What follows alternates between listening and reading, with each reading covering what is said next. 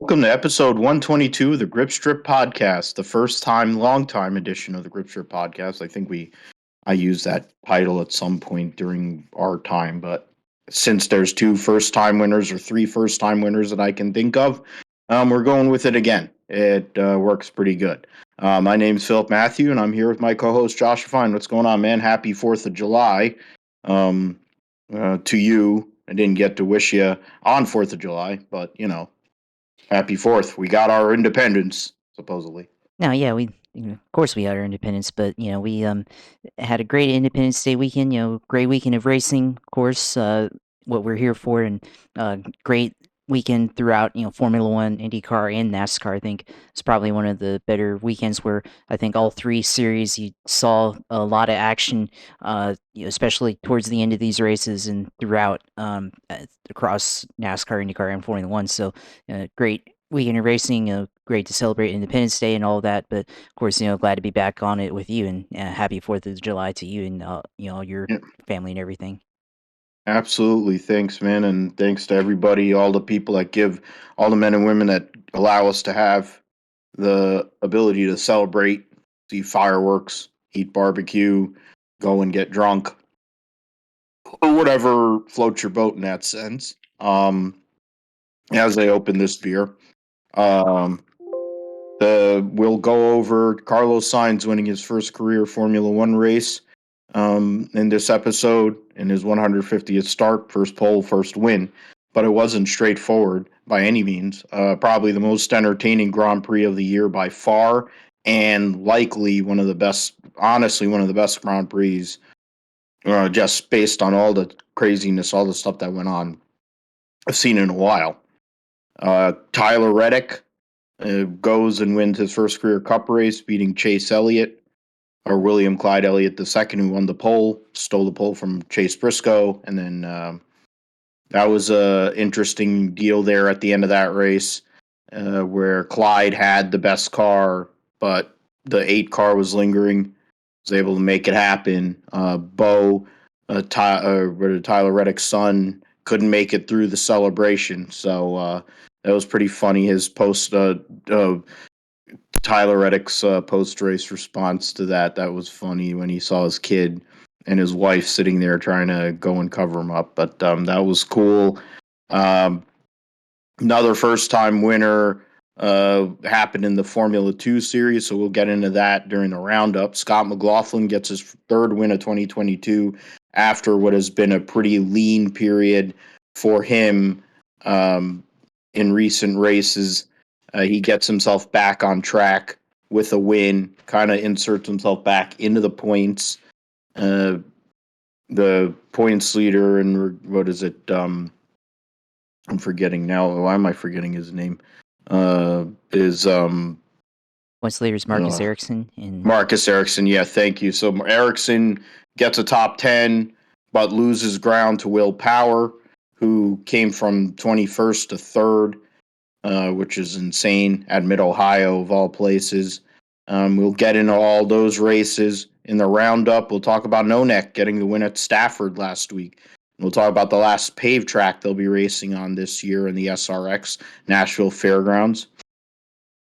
F2, which saw Logan Sargeant win his first career F2 race and the first win for an American in the AAA of Formula One, basically the main feeder series of Formula One since Alexander Rossi in 2015 when it was GP2.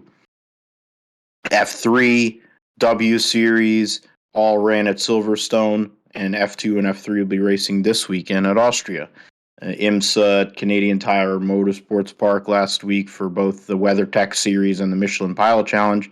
Michelin Pilot Challenge saw Robert Wickens win again in TCR, so 2 consecutive wins for him and Mark Wilkins in the number 33 Hyundai Elantra.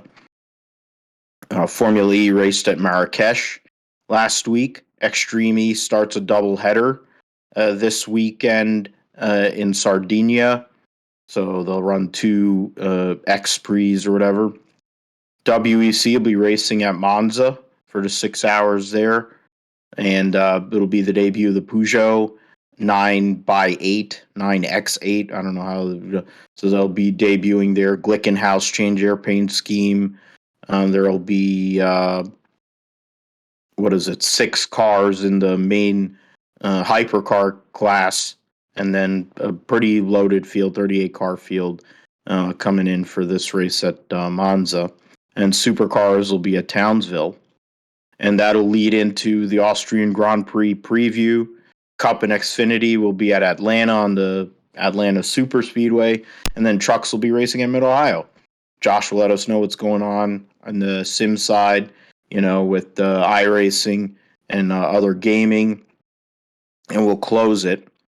But first, I want to kind of get this off my chest because it happened last week, and it's part of the reason why we're on today. Tell us what's cooking. July the 4th. I mean, what's we call it first time, long time. Well, it's first time, long time. I haven't had a rant. The reality of the world. We had, of course, July 4th couldn't do our show. Usually we do it on Mondays, but of course we had the holiday, so we moved it to today. Reason we moved it to today is because your host, executive producer, is free because of typical hacky bullshit. There's other words that I could use that are a bit more colorful, but I know we have a certain base, but I'm not really going to go as far with that.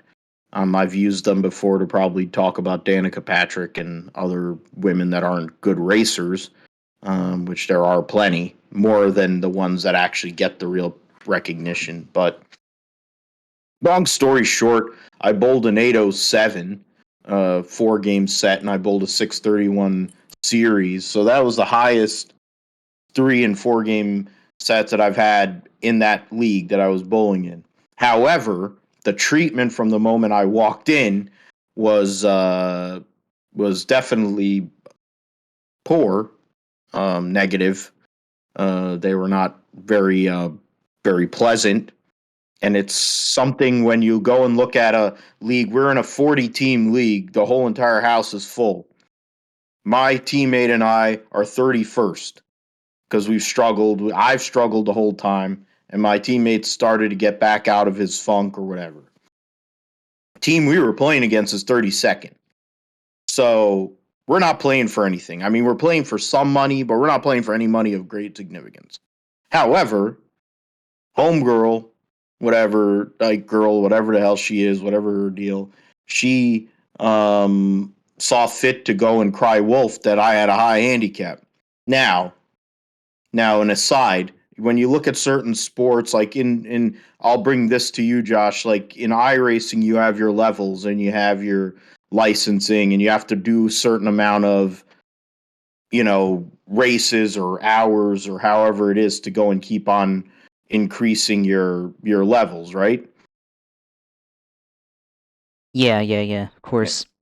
I mean, right now, for me, I actually lost my B license because in road course racing, because I kept crashing or making a bunch of mistakes, so she got demoted, so I actually can't do the B class road IndyCar series right now, so I'm trying to build that back up and everything, so I'm trying to do a little bit more road racing, but yeah, that's how it works. Yeah, so I mean, just using Josh's example, of being the sim racer, as things happen, whether it's of your fault or something else, other, environmental things, people drive like crap, whatever. In my case, I've struggled and I haven't done great there. My average has been going up. We finished 4th in our full season league. We had fun. I would do my usual thing. I'd do what I generally do here. Relax, have fun, shoot the shit, drink some beers, see what happens. I could take off a big game once in a while, but usually I'd be in the same realm. And the way handicaps work, they bring you to a level where if you're at mid-range for that league, you'll get up to 220, you get a decent handicap. If you're really, really bad, then you're going to get way more pins. So at the end of the day, it all levels itself out. It's kind of like the handicap system in golf, where somebody who looks like who plays like Charles Barkley can go and play with a scratch golfer because they get more shots on a hole. So anyway, I had a pretty big handicap last week, and homegirl bitch was crying about it, and was already copping an attitude and wasn't happy. It's like, honey, you're 30, you and your girlfriend, boyfriend, whatever the hell it is, you're 32nd in a league out of 40. You're not playing for anything. Frying about me having a handicap ain't going to change the fact that you aren't playing well and you're not going anywhere. So with that, she pissed me off. I took off a 233. And the fact of the matter is I was mad. And I said, fuck you. You want to, and then they go into her and she calls her dad and they start muttering and mumbling to themselves. And they go and say, hey, you're sandbagging. I'm like, are you fucking kidding me? You're calling me a sandbagger just because I took off a 233 against you? You really think that that's what I am? That's who I am as a person. I am honest to a fault. If you've listened to 121 episodes of the Grip Strip podcast, if there's one thing that's for sure, Phil doesn't have a filter and Phil doesn't give a fuck. And he ain't gonna go down like a bitch. If I'm gonna lose, I'm gonna lose like a man. If I'm gonna win like it's the same way. So when that bitch went off on me and called her daddy over, and daddy wants to go and play me for $100 a game, I'm like, excuse me, sir. You're like 90, you're like 55 years old. You've been bowling for all these years and you're a 185 average. Get over yourself. I've bowled for a year and a half with good equipment and I'm already there or basically there when I have my shit on straight. And I'm going to get past you. So do you really want that sauce? Do you really want that, what do they call that? Do you want that smoke? Yeah, he wants that smoke. He don't want that smoke. That place don't want that smoke.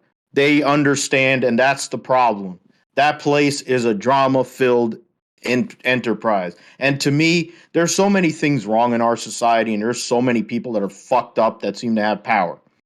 And then there's people like this who think that they're in their own little world in this bowling alley, which is a great bowling alley. I bowl there for states and whatever, and it's run by great people.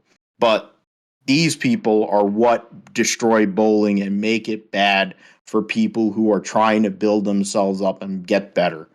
And fundamentally, I took off that 807 and 631. I rage posted on Instagram. I finally had to delete it.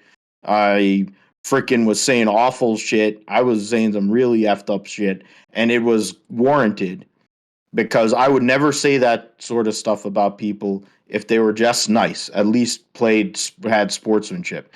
No sportsmanship, accused me of being a cheater, being a hack, accused me or whatever, and then after that, one of the people that bowls in that league or whatever goes and says, yo, you got to stop drinking, man. I'm like, and it said that I said that I was a sandbagger.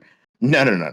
I was accused of being a sandbagger, and I repeated it, and I went to multiple people and said, you think I'm a sandbagger? You think I want to bowl this bad with the average I have right now? To have the equipment I have and to bowl the average I'm bowling for all those weeks, you have to be either have to be completely out of your mind or full of shit. So, fact of the matter is, fuck people who want to go and ruin a good time for others. Fuck other people who think that they're more important than they really are. Because the fact is, the sport of bowling, there's plenty of places to go. And I've already scouted one place and I ain't going no more. And fundamentally, losing my business is going to lose business with a lot of other people because I know a lot of other people that bowl. And furthermore, I don't need to bowl in that place for my life to get better or for my game to get better. I can get better without a problem because I want it bad enough. If you want something bad enough, you can get it. You know, life is has definitely not dealt me the greatest hands ever, but the reality is I'm here now, and we're here now. We're having fun. And that's what this is about. That's what we're going to do. And I had to get it off my chest. So fuck those two C words and for what they're shit and that asshole dad. Fuck all of them. They can all go to hell. They're all probably sitting there at the bowling alley frying out about how they're losing or not doing whatever they do. You can all go and eat a dick. And I'm going to go and sit here on my Tuesdays. I'll have my Tuesdays to myself. And I'll be able to chill out. In worst case, if we need to go and sub out, we can go and do Tuesday shows. So thank you, Josh, for allowing me to go and have my rant there. I will now try to somehow or another transition from ranting about bowling and league bowling and how people can be to Carlos Sainz going and I mean, maybe we could use it this way. Since Charles Leclerc and Carlos Sainz spent a lot of time on the squawk box during that race at the British Grand Prix at Silverstone, talking about changing positions, trying to go and do strategies, all kinds of stuff. And Charles Leclerc, by the end of it, was left holding the bag at a possibility of a possible win going away while his teammate gets his first career win.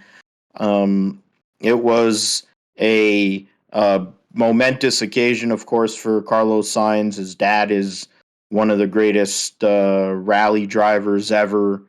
Having the name, Josh, of course, being a fan of somebody who can completely understand the same kind of thing, being the namesake of one of the greatest drivers ever has a lot of pressure. Being a guy who got kicked out of the Red Bull program and has had to basically grind in other teams to get to the point that now he's a Ferrari driver. The performance he had for a good part of the weekend, at least the first half of the race, wasn't so good for Carlos Sainz. But in the end, Carlos Sainz ends up a winner at the British Grand Prix at Silverstone, in his 150th start, gets his first pole as well, leads 27 laps, the most laps, one of four guys that led the race. It was one of the most interesting races this year, man. The battle between Carlos Sainz and his teammate Charles Leclerc, but who else stood out? Of course, Fish Lips takes the lead. Sainz makes a mistake going through Maggots and Beckett's before they get to the hangar straight, goes off. Verstappen goes and passes him. But then, like the next lap or whatever, he goes off the track going through cops and damages his floor. And then all of a sudden, Fish Lips becomes, ordinary. And his car went away. Ferrari retakes the lead. Things go on from there. But then another person that stood out was Sir Lewis Hamilton, because all of a sudden, in the last couple of weeks, Mercedes has given him a car that he can actually drive. And he did it at Canada, finished on the podium. And in this case, it looked like for periods of time there was a possibility that Lewis could have pulled off the unthinkable, getting his 104th Formula One win at his home. Instead, he gets his 13th podium in the British Grand Prix. We'll just go through the top 10. Sainz, Checo Perez from the back, who got damage from Charles Leclerc, had to replace his wing. The safety car, which we'll get into later, is part of why he's there. Lewis Hamilton, Charles Leclerc, Fernando Alonso from 7th finishes 5th. Lando Norris finishes 6th.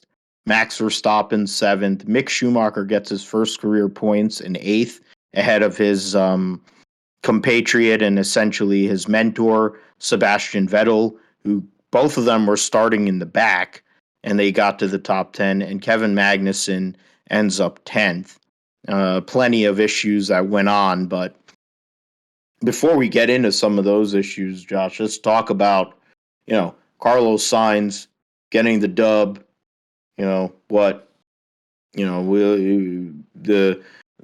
fact that Sergio Perez did a similar thing to what he did when he won his first career Grand Prix at Sakir to go and get second and basically salvage what was a bad day for Red Bull, but really salvage it and give them solid points while Ferrari was fucking themselves up. And Lewis Hamilton salvages the Mercedes day and almost looks like he could go and get that victory. Yeah, I mean, it was definitely a interesting Grand Prix for sure. Like I said earlier in the show, probably one of the best Grand Prix that we've seen so far. And with the way things have turned out in this race, in this series this year, definitely there's a lot of action. And I think the last probably the last safety car. Well, it wasn't a safety car. It was basically the last safety car. You had Charles Leclerc, who was leading, and Sainz was in second, and then Lewis might have had a chance going. I think he had the best pace at that point in third, and then that came out, and they were able to pit for tires and everything, and I think from there, it was basically a restart to the end, and Carlos Sainz was able to take the lead and get his first Grand Prix win. It's been a long time coming for him, and I think the last maybe month or so, I think he's probably been the better driver at Ferrari. I mean, I think Charles Leclerc hasn't had a podium finish since the Miami Grand Prix, which is almost 2 months ago. 2 months ago at this point, so definitely a struggle right now for Leclerc on his part. But between him, Hamilton, and Sergio Perez, the last little bit of that Grand Prix, they got to racing there, and it was pretty entertaining. Seeing them basically at 1.3 wide off the last corner. Perez and Charles Leclerc fighting for second place, and then out of nowhere, Lewis comes and passes them. And I thought Lewis might have been able to get by them and then take off and maybe set his sights on Carlos Sainz, but he got repassed and a couple corners later by Sergio Perez, and from there, it was Carlos Sainz, Perez, and then Hamilton. So a lot of passing that went on between those three guys at the end. Really entertaining. Probably the most entertaining racing that we've seen so far this year. And it wasn't just them. I think Fernando Alonso was also kind of in the midst of that. If they had gotten to more racing, I think he probably could have had a chance to take advantage there. So between those three, really awesome racing. And then, of course, a new winner in Carlos Sainz. And also, I think you have to talk about the halo as well with Zhou Guanyu, his crash, flipping in the air, and then landing upside down in between the catch fence and the tire barrier. The car, upside down next to the tire barrier, with the old car or pre-Halo could have been disastrous. But once again, Halo proves that it does its job and does everything that it's supposed to do as intended. So once again, we have another. I don't want to say miracle, but another example of the Halo saving a driver from serious injury or death there. So good there, and then of course with George Russell also crashing, good sportsmanship there. As soon as he got out of the car, he was able to try and go help Zhou Guanyu from his accident, and good sportsmanship there, of course. And we've seen him do that in the past, especially in karting. Callum Elliott talked about that yesterday on Twitter. Saw that, George demonstrated that back in their karting days. So good character there for him. So I think this Grand Prix in general, just a entertaining Grand Prix throughout. A lot of moments, good and bad. So glad that we were able to have start off the Independence Day weekend of racing here in America by waking up and watching all of that.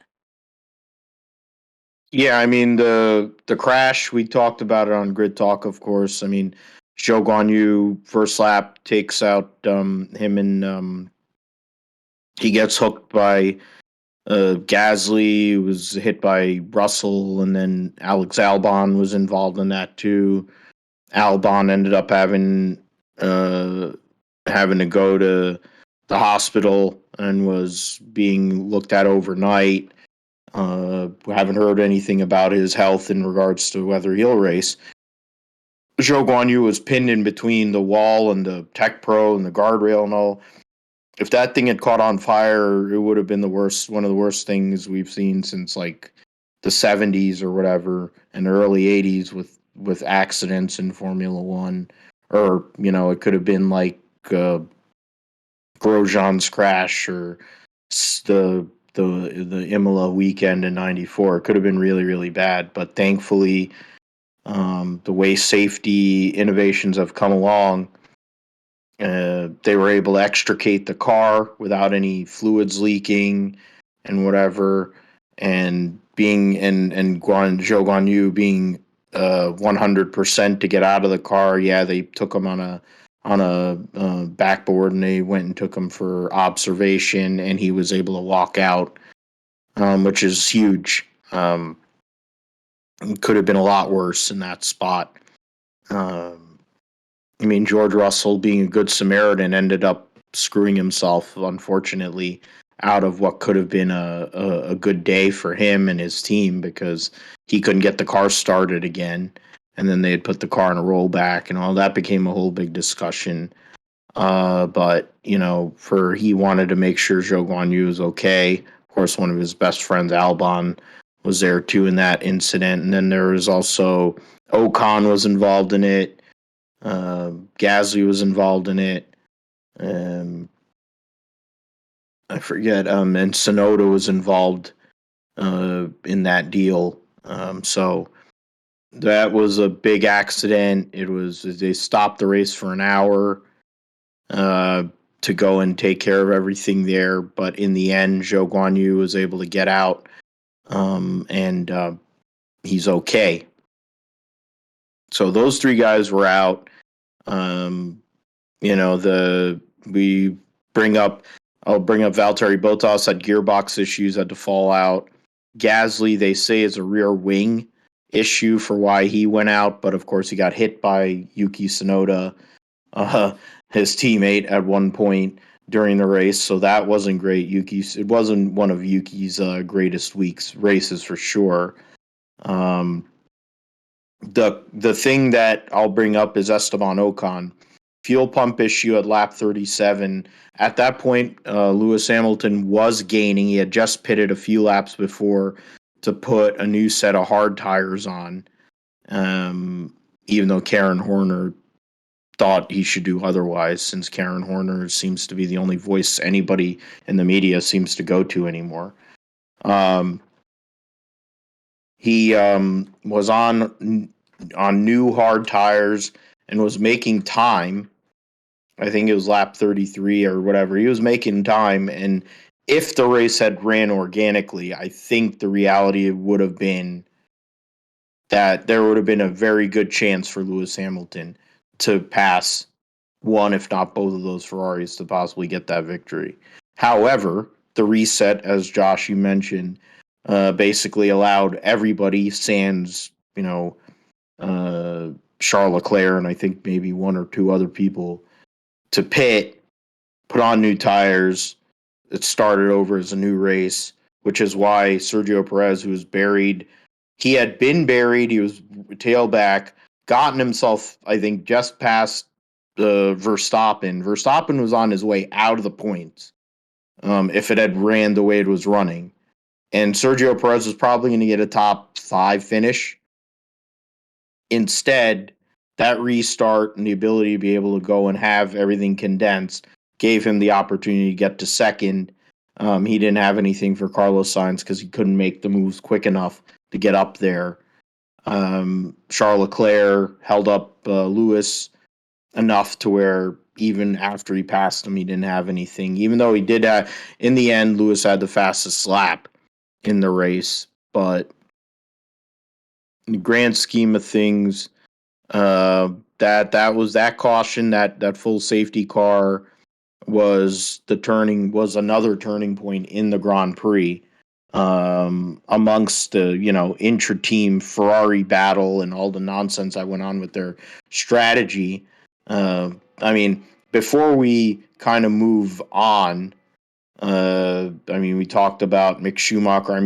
Mick Schumacher gets his first points. Fish Lips ran him in and around the world, driving him off the racetrack like an asshole. His stupid fans and people who hate Lewis Hamilton will say, well, that's just racing. Lewis will do that to anybody. I'm like, no. Lewis would... There's defending And then there's like the Verstappen method of driving, which he learned from his dad, obviously, which tells you all you need to know because his dad was a hack. And he drives people off into the grass, and he drives around like he doesn't know what a mirror is. He drives around like a freaking bronze level driver in an LMP3, the way he drives around, and has no regard for other drivers. You'd think after Zhou Guanyu flies into a catch fence, and then before that, earlier in the day, you had one of the Red Bull Juniors going and uh, flying into the freaking the cockpit of Roy Nissany's car in the Formula 2 race. You'd think you'd have a little more sense in that, but it's Max Verstappen. So Karen Horner um, and company will apologize for him no matter what he does. He could shit. He could go and anything. His shit is like gold or whatever. It doesn't really matter what he does. Fucking cocksucker. But beside all that, I mean, the fact is the way that the race went, Josh. Um, that safety car really changed things. It really would have been a different race, I think, a little different race if it hadn't come out. But in the end, we can't take it back. It is what it is. Um, in terms of Formula One, let's go and bring up their points. Oh, God. I'm freaking tired. And I have to do work. Yep. I have to go and do work. So, what are your thoughts on some of those points? And as I bring up the driver's standings here, um, what are your thoughts on the race in general? I mean, I think some of those things that happened, some of the people that had struggles were, the usual suspects. Some of the people fell out. It's unfortunate, some of the Ferrari stuff going on with Valtteri Bottas, but basically, essentially throwing away. Alpha's day went away. Mercedes' day was sort of kind of iffy. A few other teams kind of had some problems there, but what are your thoughts as we move towards the Austrian Grand Prix this weekend, which we'll get into here shortly? Yeah, I mean, I think, first off, you talked about Verstappen versus Mick at the end of that race, and Mick's trying to get his first points, and I mean, you said he ran him off the road, and I mean, definitely made him work for it, that's for sure. And I mean, at the end, didn't end up overtaking him, but they still managed to get both of them in the points. So for Schumacher is his first ever points finish in Formula One. So the Haas team, at least in this race, they had both their cars finish in the points. It was probably first time in probably a couple of years that they actually had two cars both in the points. Probably at least 2019 or before that, last time that ever happened. I think for Verstappen, at least salvages what could have been a possible victory for this Grand Prix. Of course, he ran over debris or something caused damage to the floor, so he didn't really have the pace that he needed to run up front. Of course, so it at least minimizes the damage from that points wise, and doesn't give up as much as maybe what he could have, say, if he had crashed out on lap one, which really would have opened things up probably if he had done something like that. But in the end, remains 34 points ahead of his teammate Sergio Perez. So still a long way to go for really any of the top, four, top five in Formula One right now. So there isn't too much to worry about as long as he is able to keep clicking away solid finishes, and maybe continue to win or get on the podium for Verstappen. But I think Leclerc definitely needs to start turning things around. He's still 43 points out of the lead, and like I said earlier, he hasn't finished in the podium since the Miami Grand Prix. So he's got a lot of work cut out for him to do. So I think the focus has got to be to maximize the points, get onto the podium as they go to the Austrian Grand Prix here in a couple weeks. So we'll see what happens there if they're able to do that, or if his teammate Carlos Sainz can somehow overtake him, which we probably didn't foresee coming at the beginning of the year for Ferrari. We thought maybe that Charles Leclerc would be the guy carrying the flag for that team, but his teammate now has won, and last month has driven better than his teammate. So possibly here in a couple of weeks, he's only 11 points behind his teammate. So definitely you could see Carlos Sainz.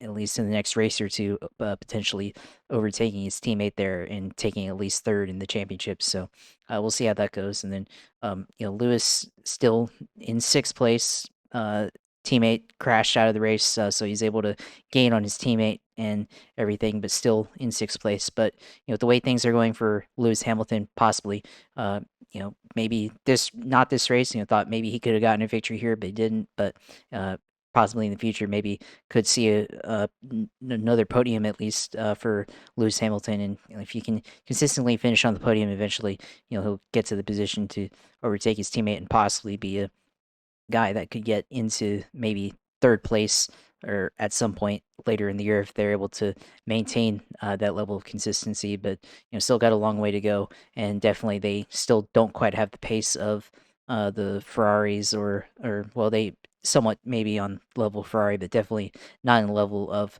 Red Bull there. So still a long way to go, but we got a long season, and we'll see what happens for Lewis and Carlos Sainz, and even for Verstappen, things can change fairly quickly here in Formula One. But we got that, and then I think the other team you have to look at is McLaren. You have one driver, Lando Norris, seemingly finding solid points finishes, but then you also have teammate Daniel Ricciardo, who is the only guy that has won for McLaren the last year or two. So there's that, but then he's also hadn't been able to find any handling, so hasn't been able to score any points, and likely probably will find himself out of a seat here at the end of the season. Unfortunate for him, but that's how it goes. So I think there's still a lot of movement that can happen throughout the rest of the season. There's still long ways to go. We still haven't gotten to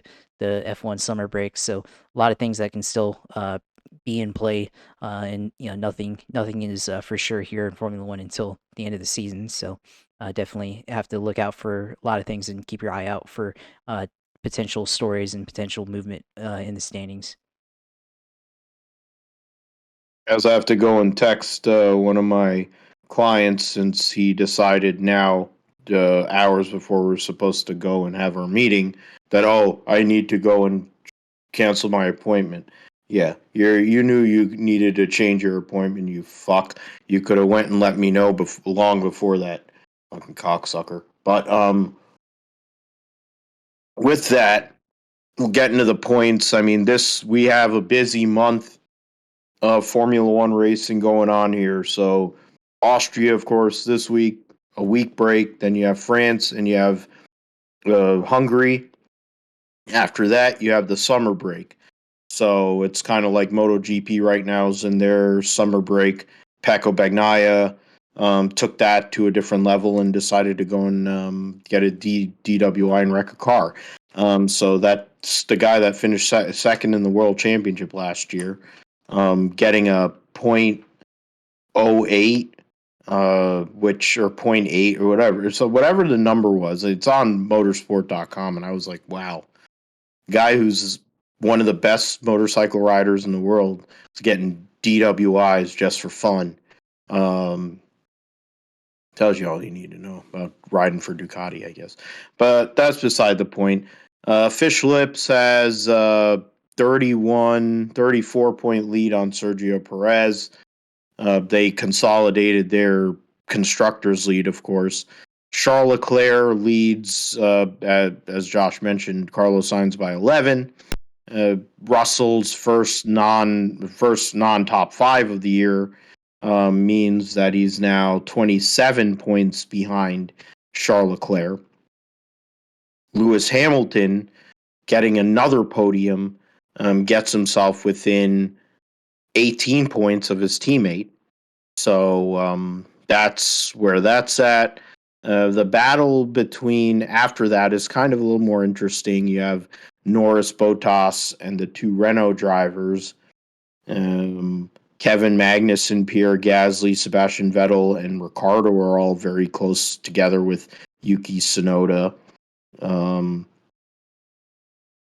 then you have the rest of the guys. Nicholas Latifi, who actually had a good race, good weekend. Probably the best weekend he's ever had in his career outside of Hungary last year. Qualified in the top 10, ran up in the top 10. The caution, that full safety car, screwed him in that spot. Fell outside of that.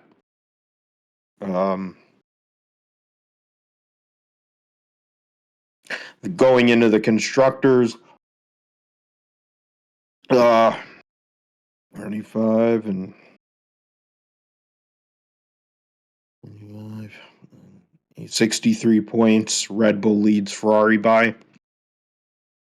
And then they're up 61 on Mercedes.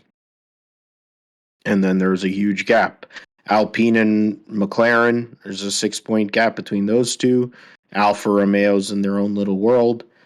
AlphaTauri, Haas, and Aston Martin are only separated by 9 points. So something to look at in regards to those teams. Alfa Romeo, if they can have a little better reliability, they could get themselves in the mix there with Alpine and McLaren. But see what happens with that. Let's move to Cup. Tyler Reddick, and let's move to, I guess, NASCAR. Tyler Reddick gets his first career win in the Cup Series. Yet another Brad Keselowski Racing alum gets a win. 4 out of the 5 guys that have won their first race this year drove for Brad Keselowski Racing. So that's pretty cool. He may not be known as the most intelligent guy in regards to some of his takes he has on social media, but by God, he knows how to find talent. Because he had Austin Cindric, Chase Briscoe, Ross Chastain, and now and Tyler Reddick all on his team at some point during their existence. I think Brad is hoping he can do the same thing with RFK. It hasn't really worked out so well on his end. Chris Buescher seems to be taking a step forward with his progression here in recent weeks, especially with their road course situation. But getting into, wow, oh, look at that. Oh, they got pit, interesting. We'll talk about that in a few minutes time. Got some little news there. The race results of the Quick Trip 250 presented by Jockey Made in America. Daniel Suarez had the America paint scheme, which must have thrown the maggots off for sure. Tyler Reddick wins his first career Cup Series race, leads 16 laps. William Clyde Elliott II led the most laps, 36, led 3 times. Didn't get any playoff points, but he was finishing inside of the top 10 even after pitting. Larson started third, finished third, and essentially that's what he was most of the day. Reddick was trying to pass him before they all pitted in the first stage. Chastain and Suarez make it Chevys in the top 5. The two Trackhouse cars didn't have the greatest of qualifyings, but were able to get up there. In the race, Chris Buescher finished 6th. Austin Cindric finished 7th. Michael McDowell finished 8th. AJ Allmendinger started 21st, finished 9th. And Kevin Harvick rounds out your top 10. Brian Blaney won stage 2. Chase Briscoe won stage 1. And I guess we'll go with this first. We'll talk about Reddick going and being one of the only people that I think made a pass on the racetrack on Sunday at Road America. Clyde said it after qualifying that passing was going to be at a premium. It was going to be very hard. And when you have a rocket ship like Clyde had on Sunday for a good part of that race, I can see why. But there was really only a few cars. I don't know what you thought, and you can tell me, but I thought the 8 car had pace, the 2 car had pace, and I'm forgetting one other one off the top, but I know the 8 and the 2, there was one other car that kind of stood out to me that I thought was like, okay, if you give them track position or you give them, it was okay, fine. It's probably those 2 guys. I think I was thinking there was a third one, but I guess I was wrong on that. I think it was really maybe the 34 to 17. I don't know. The 5 was kind of there, but not to the same level. But the 8 car and the 2 car didn't have as much track position theoretically, but they were up there in the top 10, so it's kind of hard to say that. But they were fast.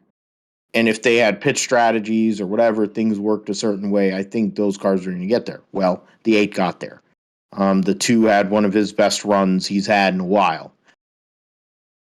This race has changed the point situation up exponentially because you had 2 guys that sacrificed probably a better finish to win a stage to get the playoff point. Briscoe didn't have the same pace he had on Saturday in practice and in qualifying. He was the fastest car, should have won the pole, gave it away. And then in the race, tried to pass Clyde on lap 1 and gave up. And then started falling back after about 8 laps, which means he had a short run car. Then once he got stuck in traffic, it was just a clusterfuck. He almost got passed by Cole Custer. That tells you all you need to know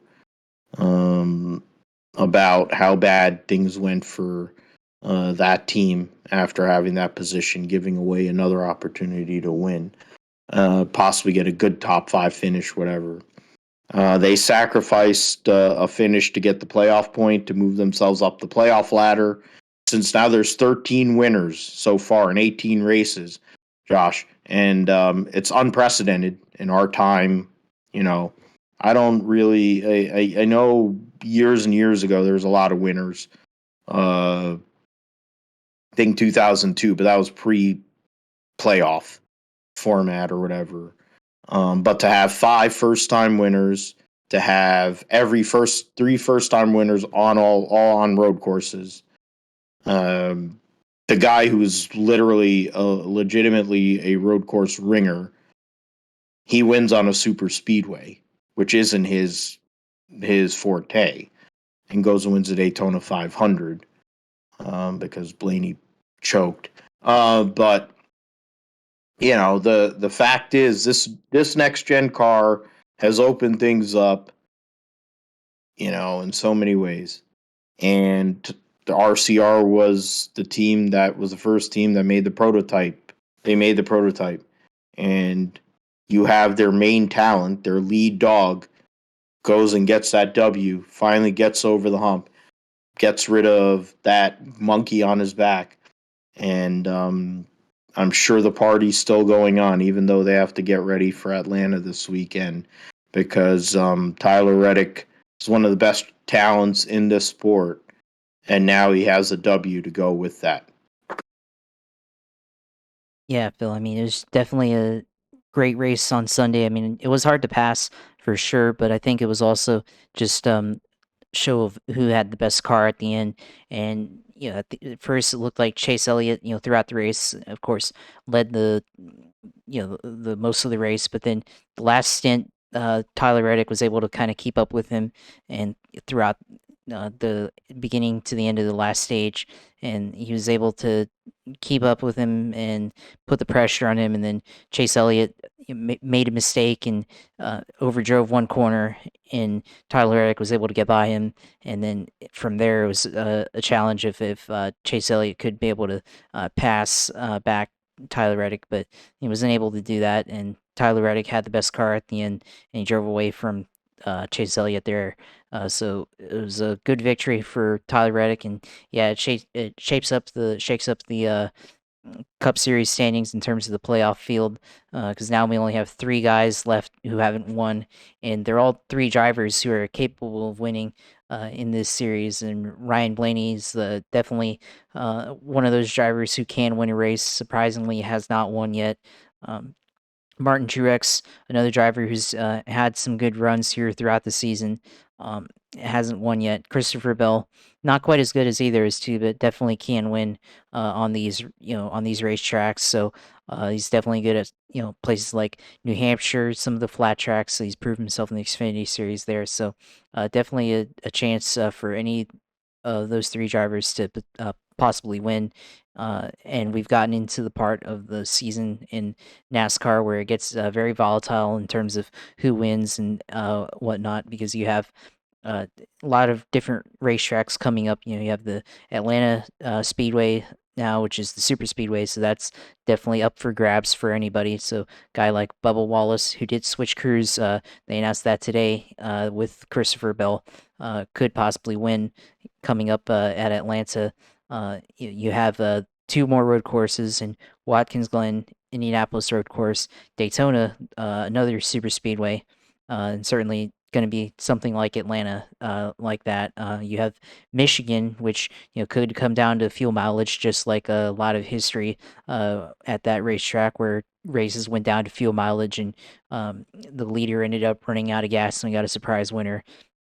So you have that, and then you also have short track racing. You have Bristol still on the schedule, or not Bristol, but Richmond still on the schedule. Just pulled the Bill Weber there, but you still have that. So there's definitely like a lot of things that could happen still in the summer, and there's definitely a lot of volatility that could still happen. So uh, we've seen this before in the series where we have surprise winners throughout the summer. I think last year we kind of saw that a little bit. I think also with 2016. We had, and Pocono's another one. With Chris Buescher, 2016, he won Pocono in the rain or in the lightning or whatever it was, and was able to steal his way in, or Fog. yeah, be able to get his way into the field that way. So there's still a possibility that we end up having somebody that's not even in the top 16 come up with a win during this stretch. So it's going to be interesting to see how this all plays out. But Sunday was a great weekend of racing, really great display of racing, I think, at Road America. A lot of people talking about with the next gen car versus the old car. The old car didn't really run that well on road courses. It's not meant for road course racing, so it should be a lot more entertaining to watch, because these cars are now designed for road course racing, designed to race better. It's a lot more stable, I guess, and so maybe it doesn't look as good. But I feel like if you're able to actually run on road courses, you can. It's going to bring a lot more road racing style, I think, to the Cup Series when they're on these type of racetracks, because now you can actually drive it like the way it's meant to be.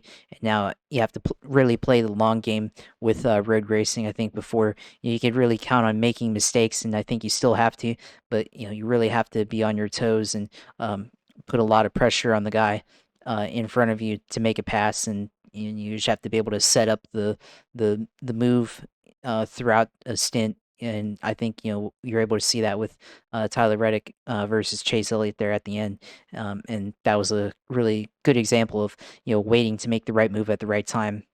Whereas maybe with the old car, you could kind of like throw it into a corner, kind of beat it around a little bit, especially at road courses, and maybe you would have seen a lot of entertaining racing between the two. But I feel like I like this kind of flavor better than what we had before. So it's going to be interesting to see if NASCAR decides to bring Road America back in 2023, because obviously there's rumors that we might see this racetrack get replaced by Chicago street course, which I guess the idea of having a street race in NASCAR in a major city is pretty interesting. But at the same time, Road America is a great racetrack, great road course.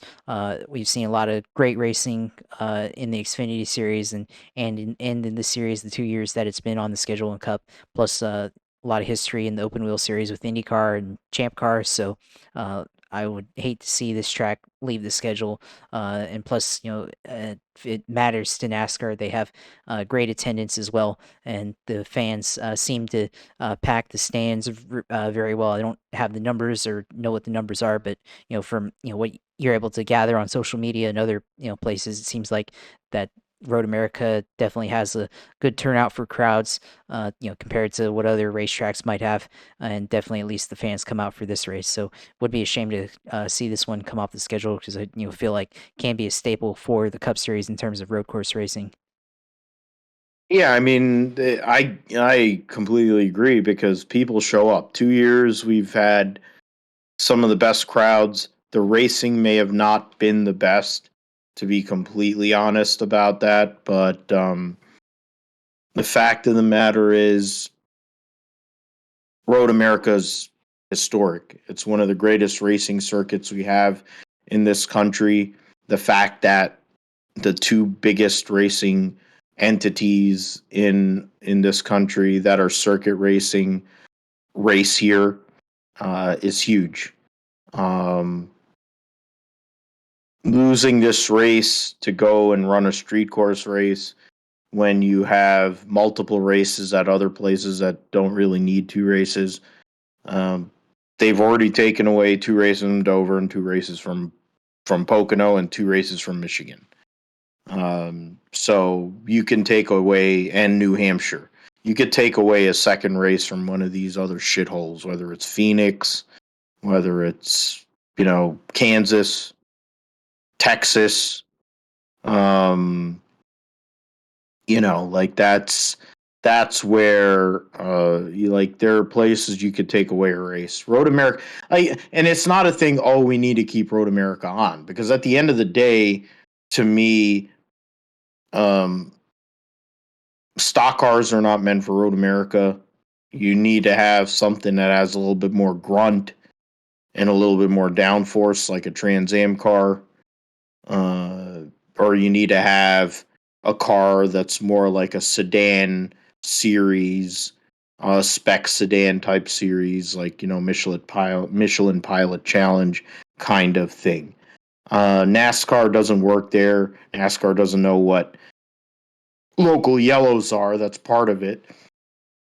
The fact is, they got bailed out because the only cautions they had were the stage cautions. If they didn't have stage brakes, that race would have ran green the whole entire way, which would have been insane, honestly. And if that had happened, then Chase Elliott might have lapped half the field. So maybe, I guess we should be happy they had stage brakes in this race, because it would have been a runaway. Or who knows what the hell it would have been. At least it would have been organic. Instead of what they do on road courses. There's no reason to have stage brakes on road courses.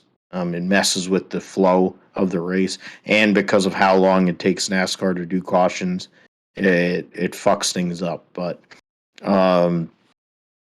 in the sense of Tyler Reddick getting that win, putting himself smack dab right into the middle of the playoff situation, his spot in terms of overall points, he's ninth in points. If you take playoff points into play, you put playoff points into it, there's four guys or five guys, 2, 3, 4, 5 that have double digit playoff points, and those are all the guys I think that have 2 wins. Yeah, those are all the 2-win drivers. So Elliott, Chastain, Logano, Byron, and Hamlin. Byron and Elliott have the most stage points with Chastain. And then you have Logano and Hamlin, who's 20th in points, who's the lowest driver right now in points. amongst the drivers that are in. He's behind guys like Suarez, and there's a really good battle, honestly. If you take, there's only 21 points between Tyler Reddick and Daniel Suarez, and all five of those guys, Reddick, Cindric, Busch, Kurt Busch, Chase Briscoe, Suarez, are all in the playoff at the moment. As it stands right now, Kevin Harvick, who's 11th in points overall, is out of the playoffs along with Eric Almirola. Christopher Bell, who's 8th in points, is in. So that's something to look at.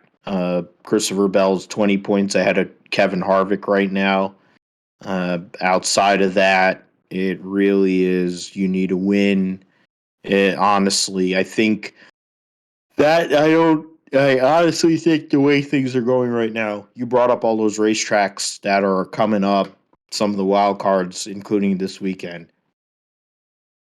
It really, 16 winners can happen, and which would validate their format. If we had 12 winners, then that whole entire battle I just brought up, the battle between Reddick, Cindric, Kurt Busch, Briscoe, and Suarez, would be its own little mini battle, talking about going and trying to stay in the top 12, let's say, or whatever, however that would work. Because right now, there's 13 winners and there's 12 drivers. Let's just say that there was 12. Chase Briscoe would only be 2 points ahead of Daniel Suarez. So then you have Ryan Blaney, Martin Truex, and Christopher Bell, who are all ahead, and, Kevin Harvick or whatever. If any of them win, then you're kicking out one of those guys, and then you need to win another race. I think that would be more intriguing than, you just win a race and you might have a chance. But, that's how NASCAR wants to do things. You need to have 16 drivers in the playoff. But I think that would be even more intriguing in its own right. You do 8 in trucks, 10 in Xfinity, and 12 in Cup. And I think that would be a proper playoff. Other playoff formats, NFL and MLB are expanding out, so they're already joining what NASCAR does.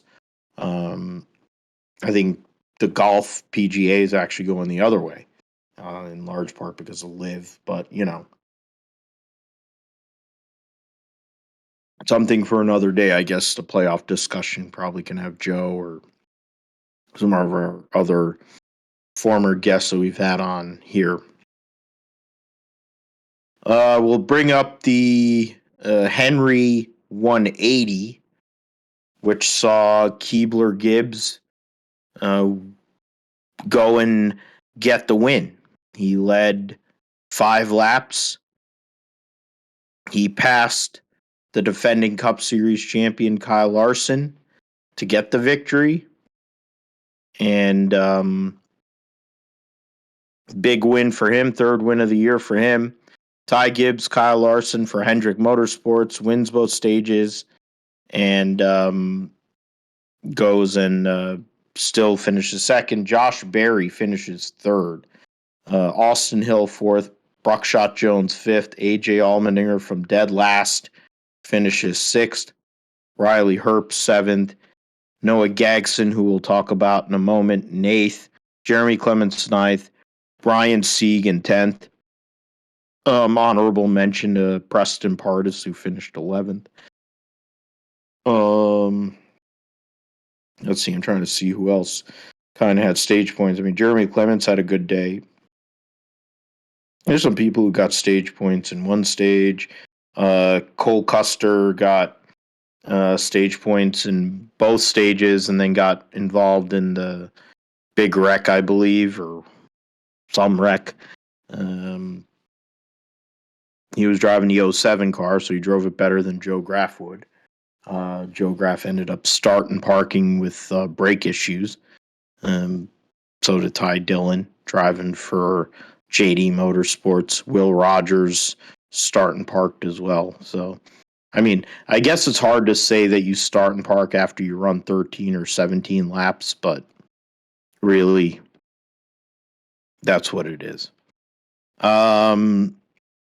Yeah, so the Xfinity Series, Ty Gibbs, Keebler Gibbs goes and gets another victory to go and put himself, give himself a nice little cushion in regards to playoff points. Right now, he's only 9 points behind AJ Allmendinger overall, and he has an 11-point gap at the moment on playoff points with his fourth win of the year. I thought it was his fourth win of the year. The top five, it's very top heavy the way the points are right now. Top four are separated by 39 points.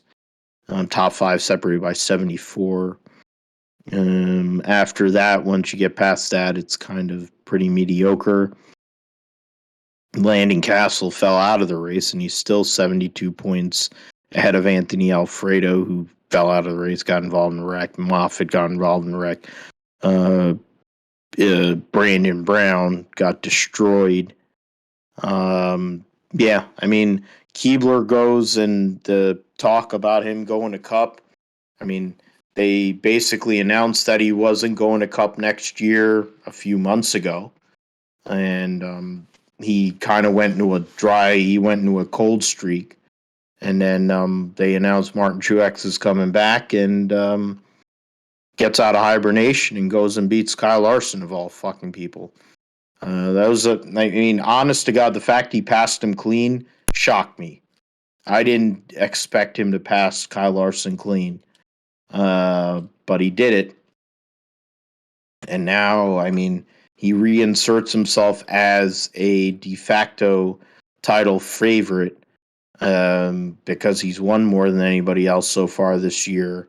4 races so far in 16. He's won 9 times or 8 times or 9 times in his career, in his very short career, no less. Guy is likely going to be in a Gibbs car in 2024. Now, which one that is, likely the 19 car, but or the 20. But either way, the guy is setting himself up for a pretty good future, Josh. And doing what he did on Saturday would accelerate that process forward and make it look good for instead of it just being nepotism. Yeah, I mean, I think this race here with Ty Gibbs winning is a very clutch victory for Ty Gibbs. He was able to go out and steal the win, really, from Kyle Larson. I think this was probably a race that Kyle Larson should have won. I think he led throughout the entire event, led 31 laps, and had a great move that looked like would be the move for the win on the next to last restart, making a 3-wide move, taking the lead in turn 1 on new tires compared to what the leaders had who didn't pit at that time. And it was looking like it was his race, and then Cole Custer goes and crashes out of the race, loses the brakes, and ends up stalled in turn 5. So throw the L out again, and this time around, Ty Gibbs is able to keep up with him throughout the entire first lap, and was able to make the pass on Kyle Larson, and he was able to do it cleanly. I mean, there's times when it looked like he would try to get up to the bumper and try to pass him, but waited for the right opportunity for Larson to slip up. Larson had an issue coming off the final corner on the next to last lap. He slid, didn't make the apex right, and was really loose off the corner, didn't have the right line, and Ty Gibbs was able to go out and pass him for the lead in the next corner. So it was a really interesting way to end the race, and we kind of seen that from Kyle Larson before, where sometimes he has races where he's in the lead, and then the car slips up or it doesn't have quite the right handling, and the race goes away from him and loses the lead at the very end. We saw this last year in the Cup Series at Atlanta versus Ryan Blaney, dealing with the loose car towards the end, and kind of the same deal here. Just couldn't have the right corner entry for Larson there, and so loses the lead to Ty Gibbs, and Ty's able to take it away and adds 4th victory for the year. So clearly the best guy in the Xfinity series right now, and I think for the rest of the series, the rest of the competitors, they got to be able to stack up wins against him, because he's going to have a big advantage when it comes to the playoff standings. Once they reseed, obviously has the most playoff points right now, so it's going to be a challenge for the rest of the field to be able to go out and match the amount of playoff points that Ty Gibbs has currently right now. So we'll see how it goes. I think AJ Allmendinger probably has got to find a way to get more speed. Currently, he's still the points leader overall, but still, I think the momentum's sliding away from him in terms of keeping the points lead. It looks like it's probably going to trend towards Ty Gibbs as we move on later here into the season before the playoffs. So we'll see what happens, but definitely a interesting development here with the playoff seeding. Like I said, with top heavy series right now, so we'll see what happens. And I think you mentioned the big wreck with Gragson and with Sage Karam. Yeah, it's definitely a big no there. I mean, people are talking about Sage ran him off the road 3 times, and Sage has been an aggressive driver in the past. We've seen him in IndyCar. You remember, go back to 2015 with his rookie year there at Chip Ganassi, and remember at Iowa where he was racing pretty hard with Ed Carpenter. Ed Carpenter gave him the finger at 200 miles an hour going down the straight at Iowa. It's one of my favorite memories in recent years of IndyCar racing. But he's been there where he's kind of that aggressive guy, and maybe people didn't really like him, but he's also had a lot of pretty down moments, of course, with the incident that ended up leading to Justin Wilson's death and everything. So all of that stuff has history, and with Sage Karam, so he's not really a completely aggressive driver, is what I'm trying to say. And I think what Noah Gragson did was pretty uncalled for there, and you never right hook a guy down the straightaway or left hook a guy in this case. That's not something you do down a straight, and you did that and cost a lot of people their race, cost Brandon Brown maybe the family jewels for the day or whatever. Of course, that's a painful moment there, getting out of the car and being able to do that. So we'll see. I mean, I think NASCAR, they didn't do anything for whatever reason, and I guess because he's Noah Gragson or whatever. But although apparently they did talk to him in the hauler after the race or sometime this week, and apparently he didn't take it well. So we'll see what that means going forward. So big no from Gragson there, and definitely Sage Karam. He spoke the truth in his post-race interview there, or post-rec interview there on Saturday. So liked what he had to say. I mean, he was fairly honest and calm and measured in his assessment of Noah Gragson. Didn't use any personal tactics or whatever. He just flat out told the truth about how he felt. So really liked that analysis from Sage Karam. That's a great way to describe everything that his experience racing against Noah Gragson in that event, and pretty much sums up, I think, how the rest of the garage probably feels about Noah Gragson. So, we'll see if he's got it coming here later in the year. Yeah, his actions and the fact that there hasn't been real, comments, or there wasn't he didn't get parked. Tony got parked for less. Kurt Busch has been parked for less. Kyle Busch went and right-reared Ron Hornaday while he was in a battle for a Truck Series championship, and then, he tried to end himself, but because he's Kyle Busch, he got away with it. There are people. Kevin Harvick went and turned Coy Gibbs and then got suspended. What Noah Gragson does on a regular basis, and Ty Gibbs to an extent as well. What some of these guys do is not only dangerous, it's borderline, like you're doing shit that could be leveled up pretty big.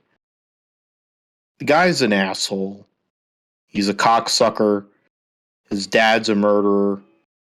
He thinks he's God's gift to racing, just like Max Verstappen. He's got this ego on him. He's a freaking what are the Republic? What are their talking points? Oh, you're a groomer. He's a groomer. He's into freaking little girls and shit like that. And he's like retarded. I mean, he literally, it's bad to use that word. The guy is retarded. If the guy couldn't drive a goddamn race car, he'd be working. He would need a job coach. And I can say that since I am one. He would need a job coach to go and get him a job to go and work at the freaking Tilt-A-World or whatever, or work at a Walmart, Wally World, or a freaking supermarket or whatever. That's what he is. The guy's a fucking dumbass, and his stupid fans, the same way as same people who go and apologize for Larson, same people who apologize for Max Verstappen. They apologize. Oh, he's not daddy's money anymore. He doesn't use his dad's sponsor. Well, how the hell do you think the guy got all those sponsors? Because he's been there for 100 years. You look at every driver that's been in that 9 car, they didn't spend more than 2 years in that freaking car. You know why? Because they won a fucking championship. What the hell's Noah Gragson done? He's been in that car. He's wrecked a lot of shit. Now he just sits around. Oh, I win a race here and there. Oh, I'm so great. I got a mullet. I'll walk around with my uniform down, and I'll show my bare chest because I want to go and do it for Republican congressmen and senators because that's what they're into. And it's like, you're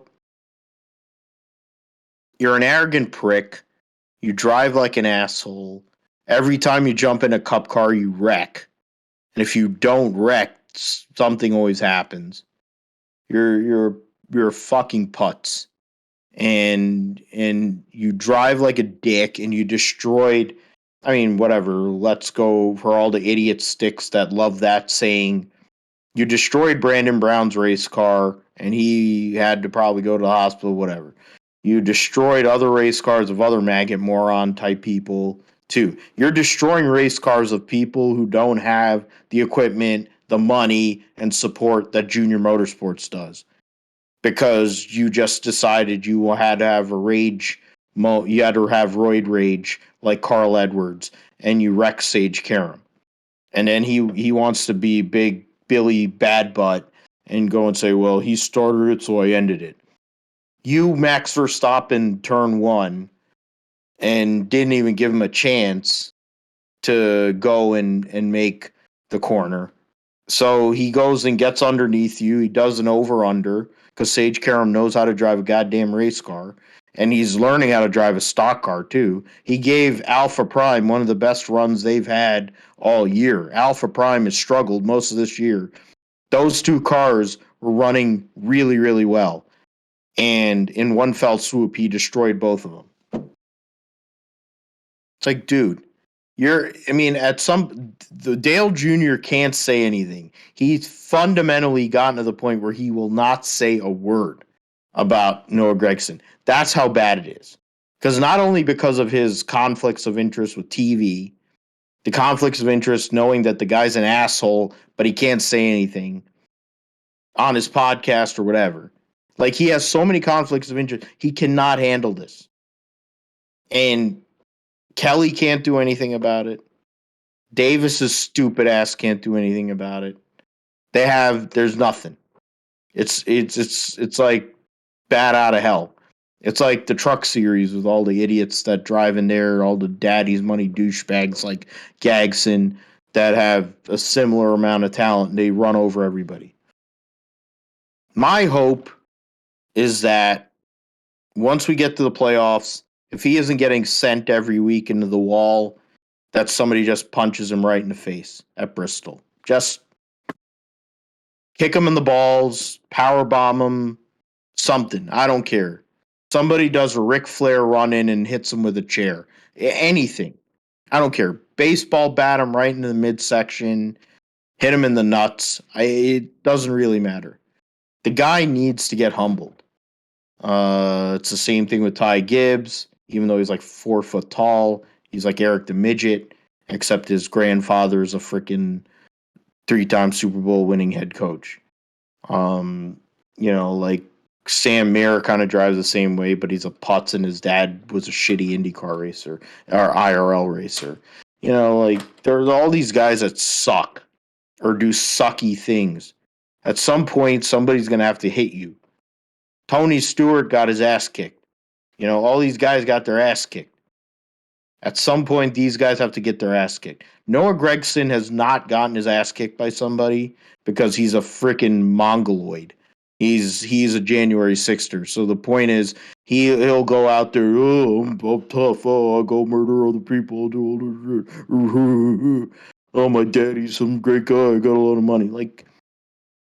If this motherfucker would work at a freaking Bob's Big Boy if he wasn't a fucking if his dad didn't have all this money and he wasn't a race car driver. He'd be stocking shelves somewhere.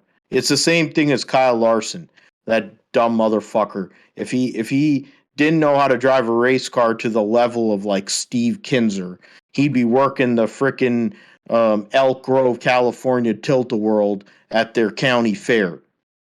Because he's a moron too. I'm so sick and tired of Noah Gragson. It pisses Noah Gragson, just his stupid fucking face and his obnoxious personality, acting like he deserves to be there and run over people. Like somebody just needs to wall him every week. I don't care what team it is. Kenseth and Logano. Yeah, just tell Carl Long, take one of your cellar dwellers, or tell JD Motorsports, take that dumbass Jesse Iwuji, that fucking loser, if he's in the car, and just tell him to go and hook him. The way he hooked Ty Gibbs at Portland, go and hook him. That would be a benefit to society. Just Jeff Gordon and Clint Boyer 2012 at Phoenix. Yeah, just do it. And then go and call a wrestler and call some sort of wrestler and go and powerbomb the son of a bitch through a flaming table. That's because it is WWE. That's all this bullshit. So at the end of the day, you know what? Let's go and set up some tables, set up some chairs, get Rutledge to go and announce it, get all hard off of it, and go and get Noah Gragson to piss somebody off, put him through a fucking flaming table, and leave him there like a little bitch. Fuck that cocksucker. I'm sick of him.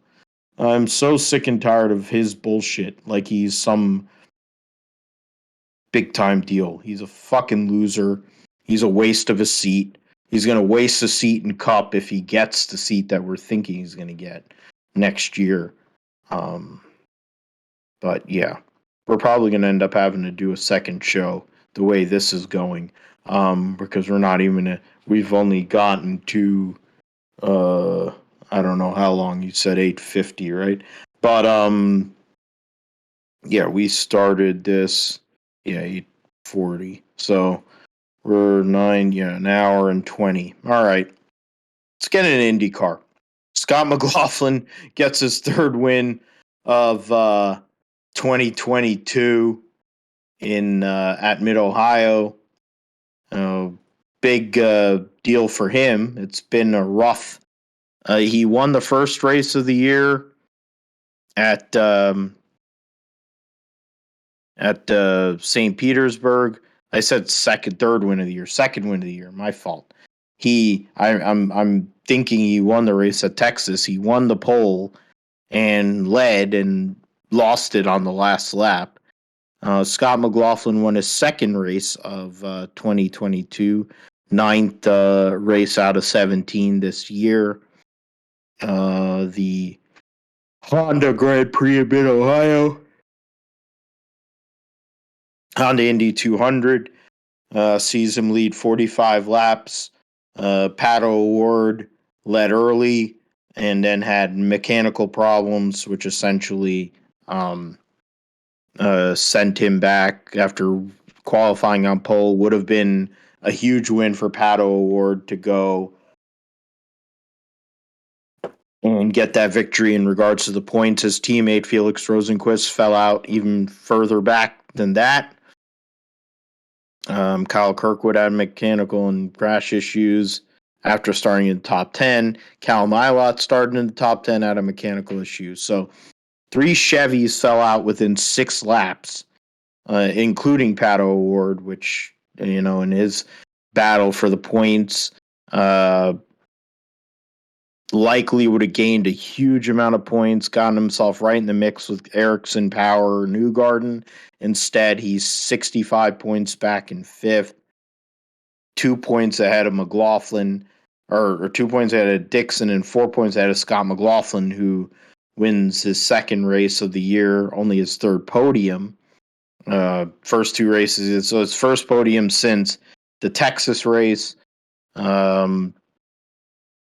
It's been baptism by fire for Scott Mclaughlin. Rough year last year, Josh, learning after being a multiple-time Supercars champion. This year, first 2 races were great. Ever since then, it's been bad. Qualified well on Saturday to get to second and benefited from Pato O'Ward's misfortune to add to his total league leading total of laps led. And now he's theoretically still in this points race. They always say if you're inside of 100 points, you're in it. There's only 8 drivers that can say that at the moment in the point standings, but he's in a little battle within Dixon and Rossi. And then you got the rest of the guys over there. All the drivers outside of Colton Herta, of course, who's won the first Indy road course race. He's in 10th. He's 109 points out. We're going to get into Andretti Autosport here shortly. But, Josh, Mclaughlin goes and gets the win over Alex Palou. And Will Power, his team, McLaughlin's teammate, who came back from 21st. Rinus VK, who's big in free agency at the moment, finishes 4th.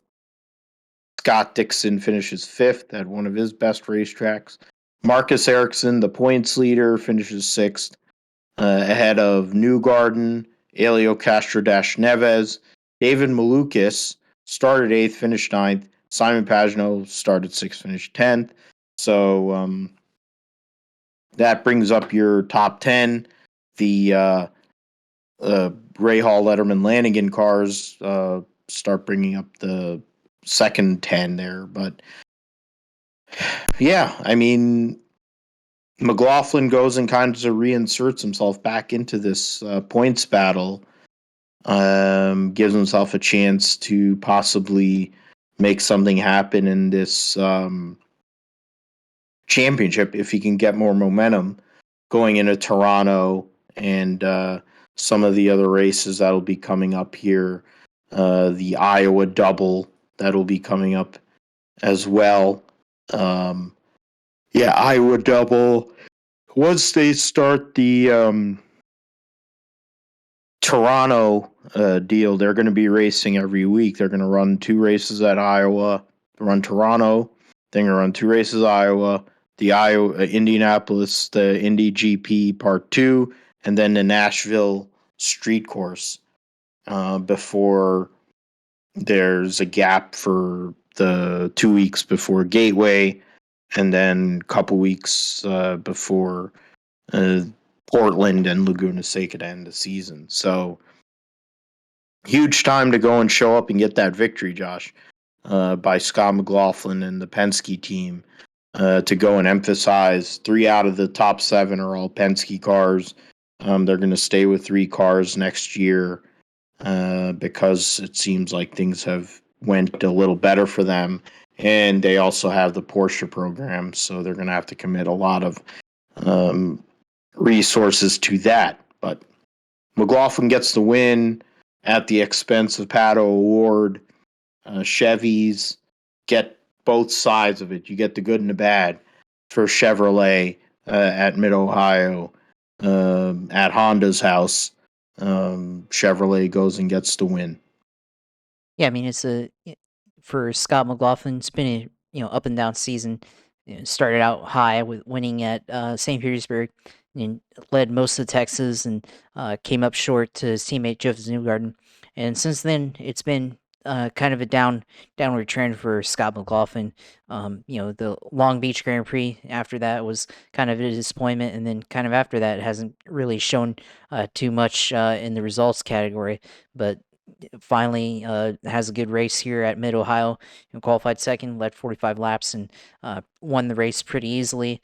I think the only thing standing between him and victory was Pato O'Ward, who of course had engine failure. Of course, they had reliability issues in the McLaren camp. Him and Felix Rosenquist both having engine issues at the beginning of the race. So I think if it weren't for that, probably would have been a tougher challenge there for Scott McLaughlin. But goes out and wins this race, and pretty much I think he's only gone up to seventh in the championship right now.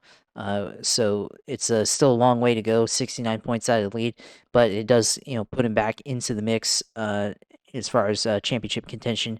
I think Scott Dixon and him are kind of in that category of, and Alex Rossi kind of in that category of guys who can still have a shot at the championship, theoretically, mathematically speaking, whatever you want to call it. So I definitely think that they're going to be guys that we could talk about later in the year if they can get on a consistency streak and finish in the podium or near the podium level. So we'll have to see how that plays out as we progress here into the summer and the final stretch of the year for the IndyCar series. I think for other drivers in this field, Will Power finished in third.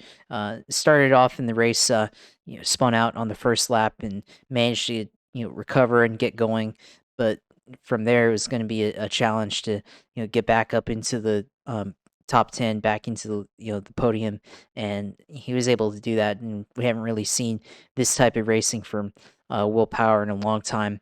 And could be something later in the year, especially him being in second place right now to Marcus Ericsson. So look out, later in the year. Will Power kind of going on a little bit of a under the radar type of run here, especially with him hasn't won a race, or well, he has won one race this year, of course, but hasn't really had a flashy season like Joseph Newgarden or somebody like Marcus Ericsson. So we'll see what happens later in the year if Will Power is able to maybe get another win or two, and I think that would really shake things up in the championship here going forward. And then I think another guy to talk about is Rinus VeeKay. Of course, went from 11th to 4th there and had a good run in this race. Had a 2-for-1 special pass late in the going. One of the highlights that IndyCar is showing right now on social media. I think NBC is also displaying that one. So really good moves there for Rinus VeeKay. And even guys like Jimmy Johnson, actually, I think this is probably his best finish on a road course on the lead lap so far. So, of course, had to go through some attrition, of course, with McLaren, both to the all the AJ Foyt Racing basically out of it. So, some cars that maybe would have normally finished in front of him didn't finish or ran behind him the whole way. So, opportunity there for Jimmy to capitalize, and he was able to get a P16 there. I think the other aspect of this race we had to talk about is Andretti Autosport, of course. Like we said earlier in the show, they're seemingly falling apart at the seams. Seems like with Alexander Rossi and Romain Grosjean got into it in the keyhole in late in the going at Mid-Ohio, and happened on basically 2 consecutive laps, and then eventually led to a yellow with Romain Grosjean getting run off the road and not being able to refire his car there. So it's a little bit of testy waters here for Andretti. I'm sure they're probably going to have a come to Jesus meeting this week with all the team because it wasn't just him. Colton Herta also got into it as well. So and with Grosjean and then Rossi got into it with Devlin DeFrancesco. So it's a troubling times, I guess, right now for Andretti, and we'll see if they're able to kind of calm the peace right now, and calm everybody down and regroup for the next race here in Toronto in 2 weeks. And it's definitely an owner's worst nightmare when your two team cars get into it, and then it's a really bad day when everybody gets into it with everybody. So not really good for Andretti right now, but sure. They'll recover, and hopefully there's not too much tension because I think especially for Alexander Rossi, leaving the team and going to McLaren, don't really want to leave it with bridges burned, of course, and you want to maintain those relationships, not only professionally but also personally. So, want to be able to leave on a good note in terms of respect with the team. So, yeah, definitely a bad time for Andretti, but it was a very entertaining race throughout.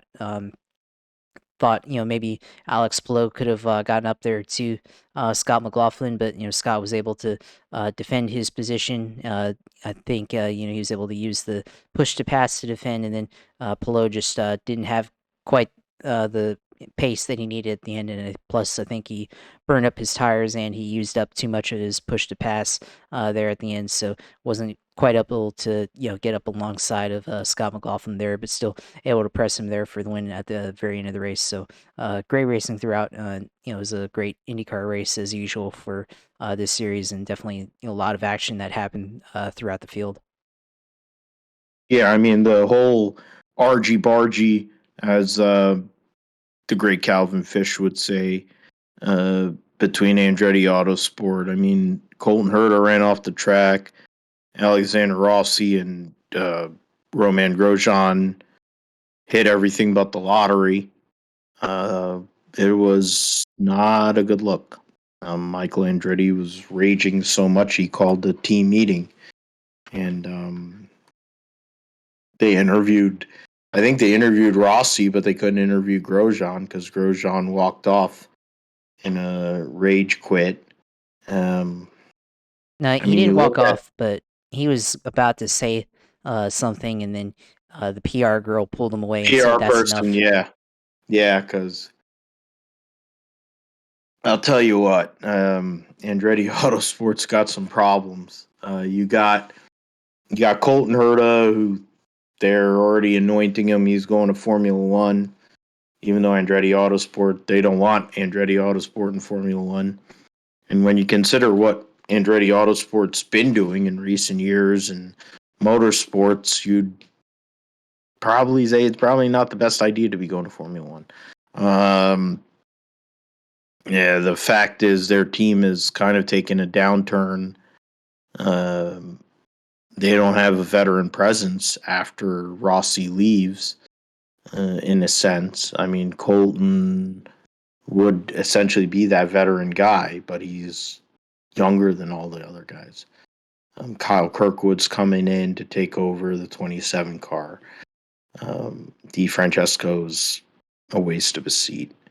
And then you have Grosjean, who is theoretically the most popular driver, but is definitely not popular amongst the drivers because of his tactics, which, I mean, to be fair, are the similar tactics he had in Formula One and pissed off a lot of people there too. So, yeah, seeing all that going on in that race was amazing. I'm like, wow, these guys are just running each other off the track, and it's bad luck.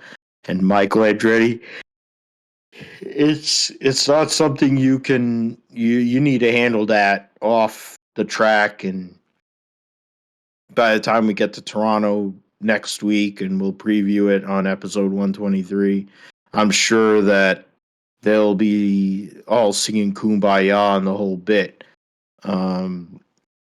But it's not a good look for Andretti Autosport at the moment.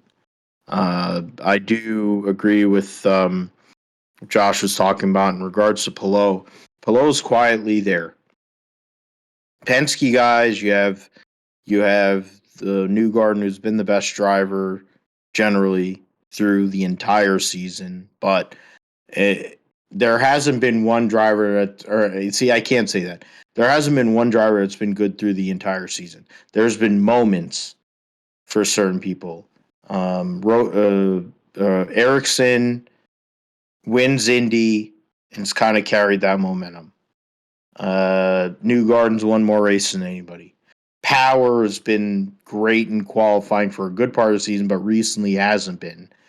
And he shows why, he's one of the better drivers ever been in IndyCar. But Palou is just quietly sneaking in there. He's doing, like Alex Palou, honestly, like you think about how, like Scott Dixon's the Iceman, and he won all those championships, and he's got Terry Labonte vibes, Scott Dixon. But I see Terry Labonte vibes with Alex Palou. The way he's just going and getting those podium finishes, getting those points. There's Terry Labonte vibes going on with Alex Palou here. Maybe we have to make the comparison to Fred Alonso or whoever, or some Spanish rider in motorcycles, or maybe we make the comparison to Carlos Sainz. I don't know. There's something about Alex Palou, the way he's able to make the most out of a situation where if he can get that win, let's just say he goes and puts one together at Toronto and goes and gets that win in the Honda Grand Prix of Toronto, you're going to flip this championship on its lid. The defending series champions right back in it. His teammate, one of his teammates is up there. Of course, Dixon's back there too. And then you have all three Penske guys there with Pato O'Ward. They're outnumbered, but I would say I would go and take the defending champion and his team over anybody else. Dario Franchitti proved that. Well, he won 3 of his 4 championships and won 2 of his 3 Indy 500s, and probably would have kept on winning championships in Indy 500s if he hadn't gotten seriously injured at Houston years ago. Let's go into the GSP roundup this week, starting with SRX. The Stafford Motor Speedway race saw Ryan Newman win his first race since Phoenix in 2017, I think, over Marco Andretti. Paul Tracy getting a top 3 finish in an SRX race, which is something. Tony Stewart and Bobby Labonte were the top 5. Haley Deegan, who had the pole in the first heat race, finished 6th. Hunter Ray 7th. Matt Hirschman was the all-star, finished 8th. Justin Marks making a guest appearance, finished 9th. Greg Biffle 10th. Austin Bill from Dawsonville 11th. And Michael Waltrip finished dead last. The points going into the next race see Ryan Newman in the points lead, thanks to Toby Christie. So TobyChristie.com for this. So I was looking for this. Brian Newman has an 11-point lead on Tony Stewart, 12-point lead on both Bobby Labonte and Marco Andretti. So a 4-driver race at the moment. To a lesser extent, Greg Biffle's still in at 26 points back in 5th. As we go to Nashville Fairgrounds this coming weekend, Tony Kanaan is ahead of Ryan Hunter-Reay, Paul Tracy, and Michael Waltrip, who've ran 3 races while Tony Kanaan's only run 2. This is the one race he was going to miss. So Tony Kanaan is sort of in this battle too, to a lesser extent as well, because he's run well. He's led 44 laps so far this year. I don't know what What does INC mean? I don't know what the heck that is. Incomplete, maybe? Well, I mean, Marco has one, Greg Biffle has one, Ryan Hunter-Ray. Okay, well, maybe it's, Paul Tracy is the most, so maybe it's the most times he hasn't finished. It's incomplete relative to number of heats and all that. So we'll see them at Nashville Fairgrounds this weekend, last paved race they're going to have before they go to Peevely, Missouri and Sharon Speedway to end the 2022 season on the SRX series. And then we'll get into F2, F3, and W series this week or this past weekend. In F2, the big news, Logan Sargeant qualified on pole for the races at Silverstone over Frederick Vesti and points leader Felipe Drogovic. Teo Pocher, Liam Lawson rounds out the top 5. But in race 1, Jack Doohan gets his first F2 win over Iwasa, Enzo Fittipaldi, Teo Pocher, and Felipe Drogovic. Round out your top 5. Logan Sargeant finishes 7th. Jehan Daruvula from 10th gets to 8th and gets the pole for race 2. I'm going to go through all that, wherever Liam was, all that. Then in race 2, Logan Sargeant gets his first career F2 victory. First win for an American, as I said, in this category since Alexander Rossi in 2015. Wins over Teo Pocher, Liam Lawson, Drogovic, Frederick Vesti was your top 5. Daruvula finishes 7th. The standings going into this weekend's race, Pocher is 42 points back in second from Felipe Drogovic, and Logan Sargeant takes over third place in points, 8 points ahead of Jehan Daruvula. Liam Lawson, Jack Doohan, Marcus Armstrong, Yuri Vips are all tied on the same amount of points with 59. Lawson and Armstrong have scored in every round this year.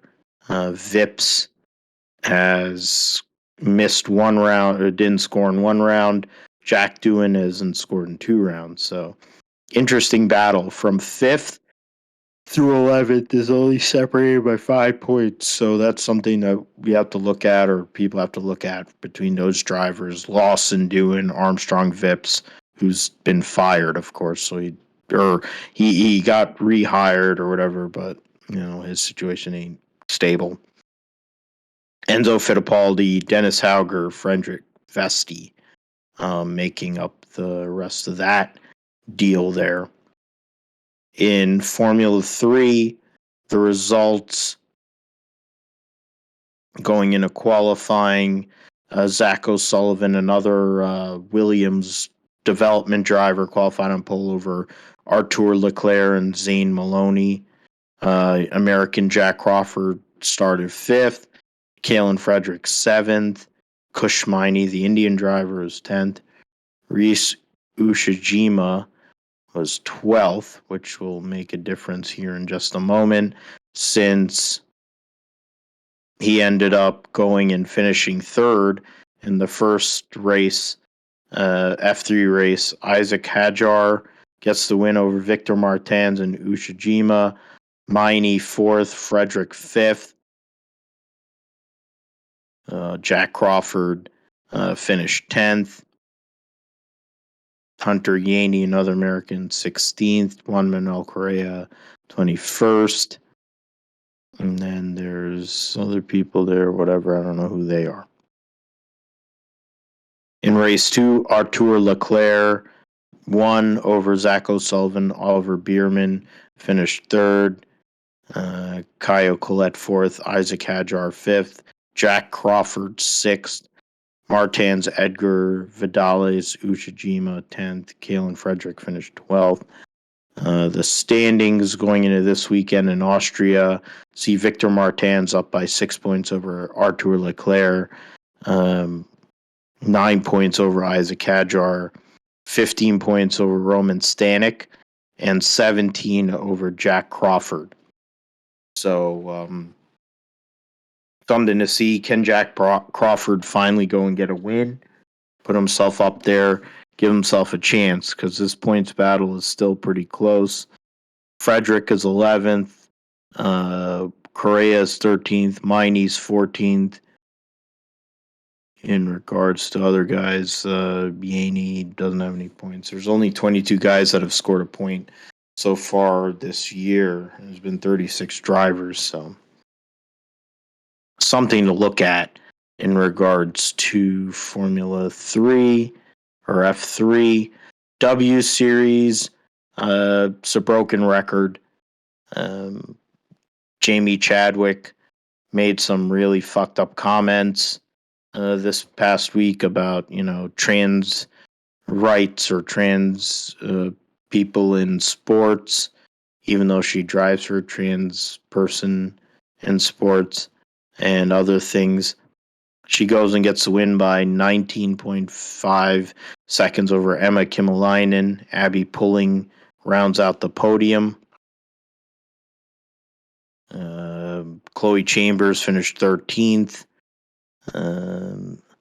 Just trying to go through whatever there. The standings, she's got a perfect 100 points so far. 49-point lead on Abby Pulling, 60-point lead on Emma Kimmelainen. Betske Visser and Alice Powell round out the top 5. Chloe Chambers has 7 points from the initial doubleheader at Miami, which has her tied for 12th in points with Sarah Moore. So we'll see if she can go and progress on that when they come back in Paul Ricard and Hungary in a few weeks' time for a back-to-back, trying to go and get themselves there before the break that they'll have in W Series until their race in Japan at Suzuka. Getting into Imsa Racing here. The Imsa Series ran at Canadian Tire Motorsport Park, Ron Fellows Raceway, Mosport Park. They ran last week the Chevy Grand Prix there in Mosport. Saw the 0-1 team of Chip Ganassi and Cadillac win at Canadian Tire Motorsports Park. Le Mans Prototype 3, that's not what I wanted to see. That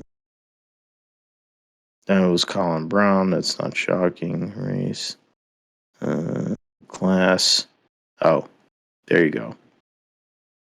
It should be that sports car, Chevy Sports Car Grand Prix. Session race is DPI. Renger van der Zande over. There you go. That's what I wanted. Renger van der Zande and Sebastian Bourdais over the pole-sitting Tom Blomqvist and Oliver Jarvis by 3.509 seconds. Cadillac over Acura. Pippo Durrani, Olivier Pla round out the podium in Wheel and Engineering Cadillac.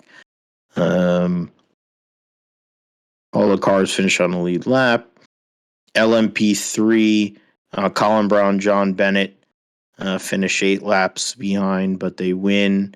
over Gabby Chavez, Jared Andretti, and the number 36, and then Garrett Grist, Ari Ballou, JR3 Racing on number 30 round out the podium. The GT Pro category sees Matt Campbell and Matthew Jaminet for FAF Motorsports Porsche win over the Corvette of Antonio Garcia and Jordan Taylor, and Ross Gunn and Alex Ribero's Harder Racing Aston Martin. Though the GTD teammate Maxime Martin Roman DeAngelis wins the GTD category over Philip Ellis, Russell Warden, Windward Racing Mercedes, and then Aiden Reed and Ryan Eversley in the Rick Ware Racing Acura there. So that was the result. The next race will be at Lime Rock Park here in a few weeks' time. Trying to go and bring that up. See, that'll be next week. We'll preview that on the GSP. For IMSA, we'll go to Formula E here. The results.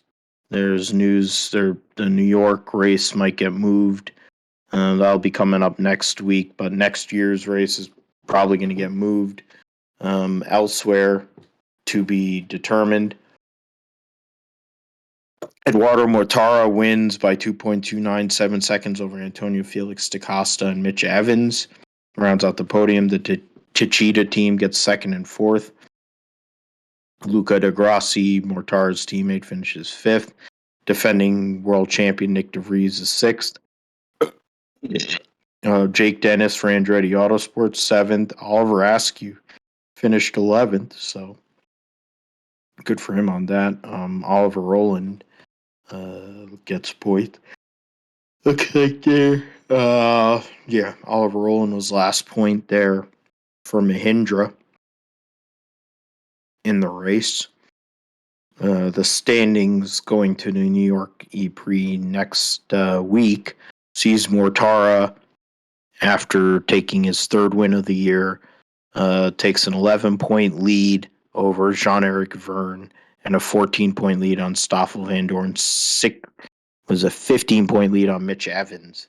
So it's a 4-horse race there in regards to the championship. Jean-Eric Verne has scored in every round this year. Stoffel Van Dorn has scored in all but one. Mitch Evans and Mortara have missed out on 2 races, but Mitch Evans has won 3 times as well, like Eduardo Mortara. Getting into Jean-Eric Verne has not won a race this year, but he's been uber consistent, finishing in the top 4 most of the year. Stoffel Van Dorn has 1 win, so it's kind of interesting how he's in that spot. We'll get the Extreme in Sardinia. They're going to have a double header this coming weekend with Extreme. So go and bring that up. Point standings, see whatever Rosberg's team leading the points championship at the moment. By 12 points over the Spanish duo of Sanz and Sainz. So we'll see what they can do there. And then the X44 team, Lewis Hamilton's team, is 15 points back with Gutierrez and Sebastian Loeb. Ganassi's team with Sarah Price, sexy Sarah Price, and Kyle LeDuc are 4th. And then Emma Gilmore, Tanner Faust for Mclaren are 5th. So they'll be racing these 2 races before we get to the Copper X Prix. You got Sardinia, then you had Saudi Arabia, Yeah, that. Scroll to explore. What is that?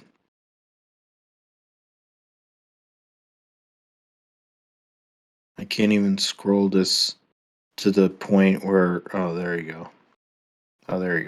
So then they'll be racing in Chile in September, end of September, and then the last race will be in end of November, around Thanksgiving time in Uruguay. So 2 races. This is where the championship could be. A lot of what the championship is going to be could be determined here in the spot with these 2 races, starting with the race tomorrow and tomorrow on Wednesday the 6th and Thursday the 7th, and then they'll have a day off, then the 9th and the 10th for the second race. So a lot of things can be determined in these 2 races. WEC.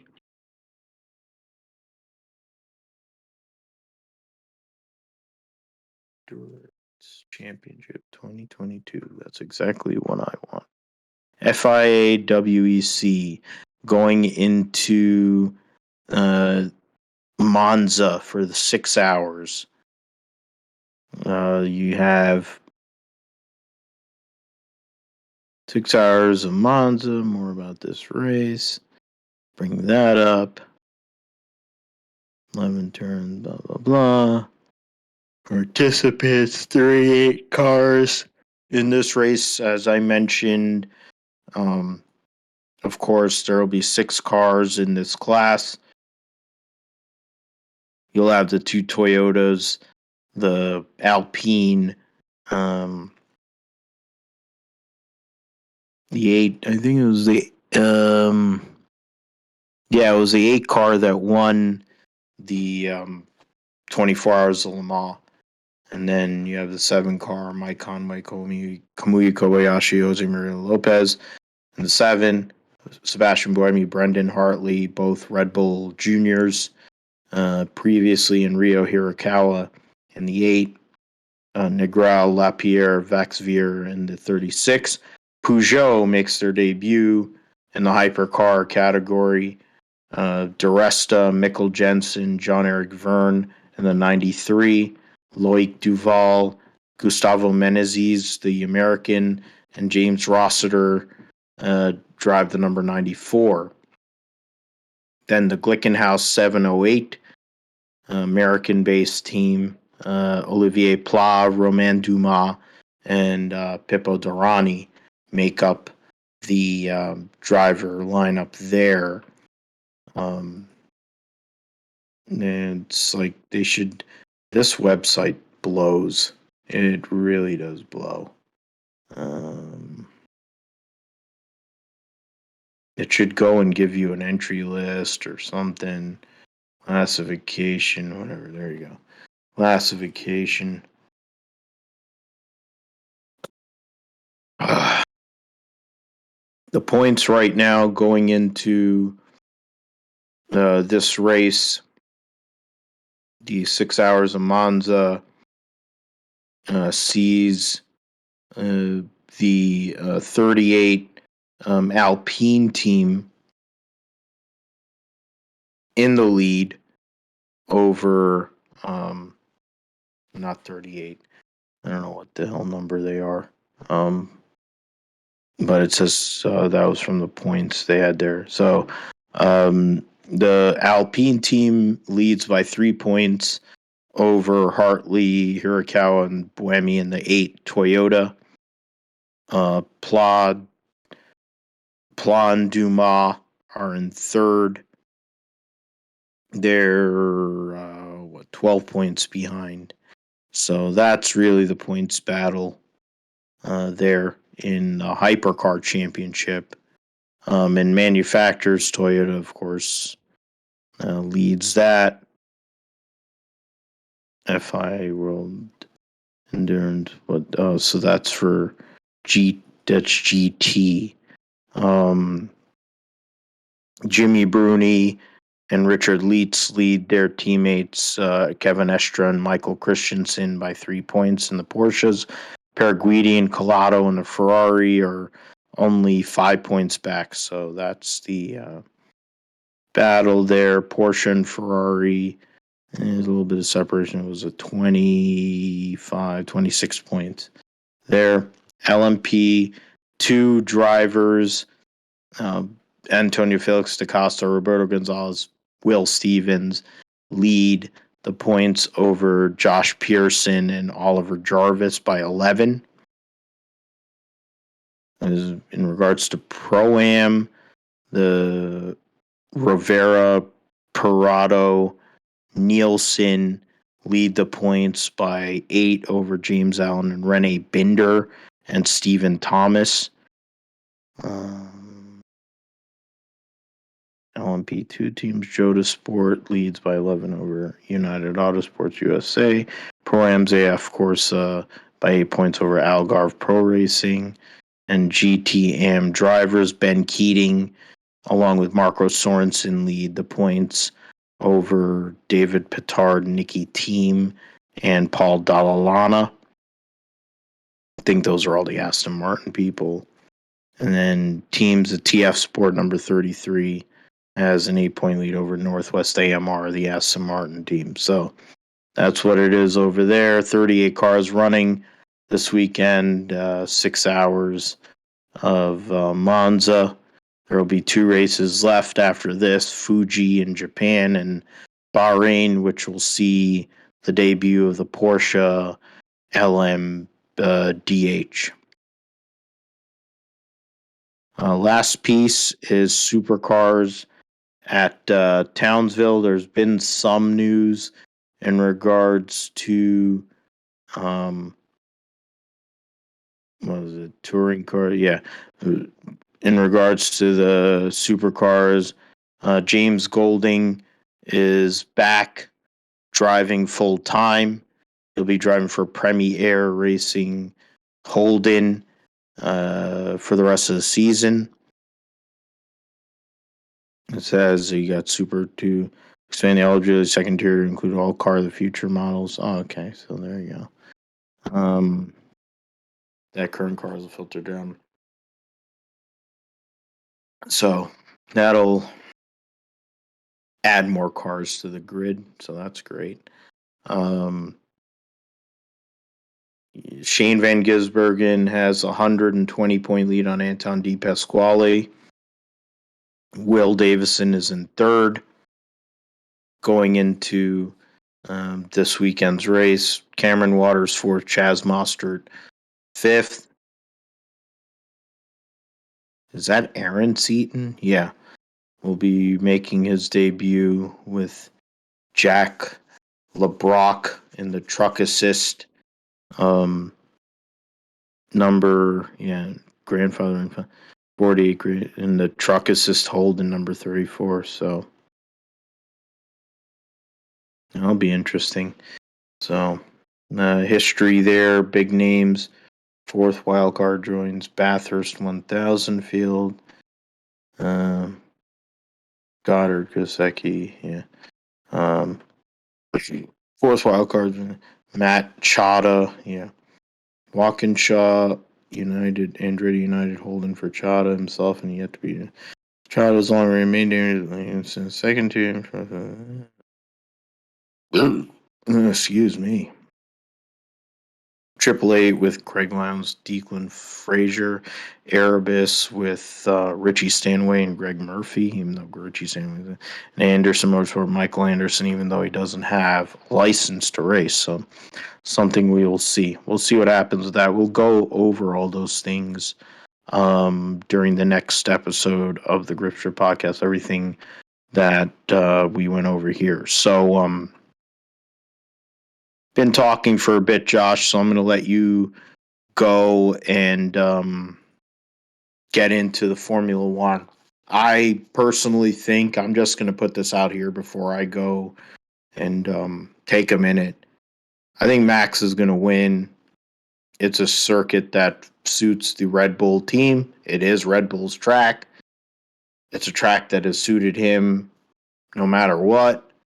And Austria at Red Bull Ring, A1 Ring, whatever, Sachsen Salzburg Ring, Sachsenring, whatever the hell. It's a track where I think Red Bull goes and gets a win. Max Verstappen. Uh, I said I think Charles Leclerc finishes second and Lewis Hamilton finishes third.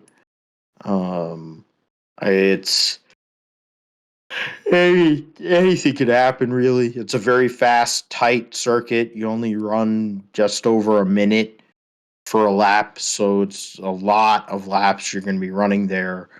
Um, Things happen quick, but I think Max Verstappen goes and gets the job done on Sunday. I don't know what you're looking at. I mean, there's a sprint race actually, so qualifying will be on Friday afternoon. European time for the sprint.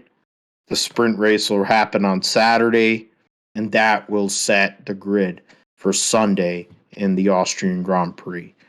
But what are you looking for, Josh, in regards to the Austrian Grand Prix and the sprint and the whole bit?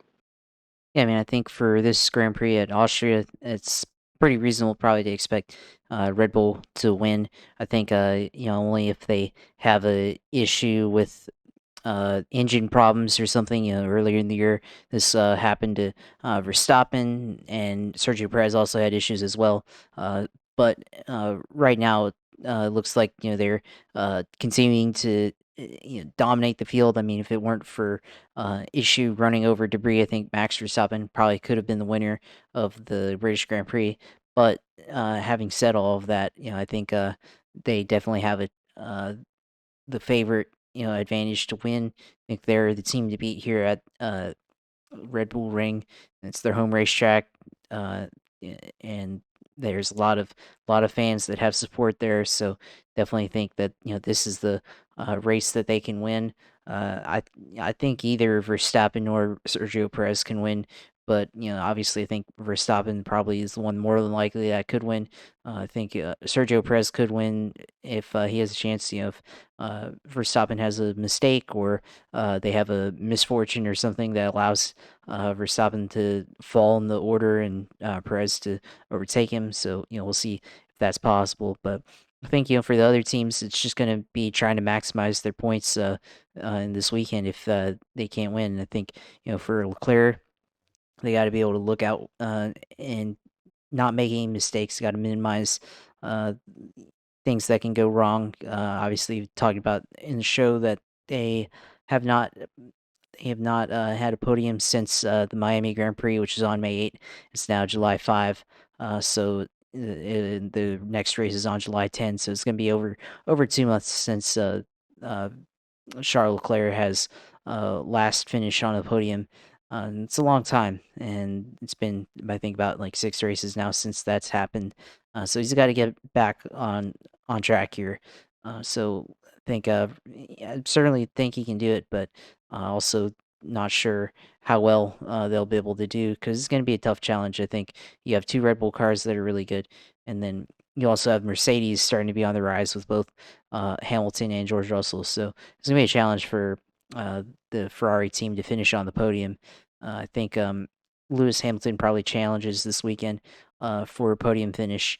Uh, in third. I think even though this is not quite as there's not gonna be a lot of passing opportunities at this track. There's really only maybe like one or two opportunities to pass on the front stretch, and then after the second DRS straight. So it's gonna be tough for uh, anybody to make any real action. I think this weekend. So if they're gonna do it, it's gonna have to happen in after the first corner or going up to the second corner. So we'll see what happens in this race. But I think for Hamilton, he's gonna have to again have a good car, good pace, which they've had in recent weeks, but I feel like this track might be a little bit different and may not suit them as much. But he's had good success here in the past uh, when they had a good car. So we'll see what happens this coming weekend. I think for the other teams. I think George Russell, will see if he can recover from his crash here in the British Grand Prix, if he can come out to Austria and continue to compete and be alongside Lewis. So we'll see if he can do that. I think some of the other teams also. I think you have to maybe consider the AlphaTauri team as a bit of a wild card. Especially it's kind of the junior team to Red Bull in Formula One right now. So I think Pierre Gasly, Yuki Tsunoda, two guys that have been kind of under the radar this year. Pierre's been a whole lot better than Yuki Tsunoda, but he's definitely been a driver that's a wild card to watch.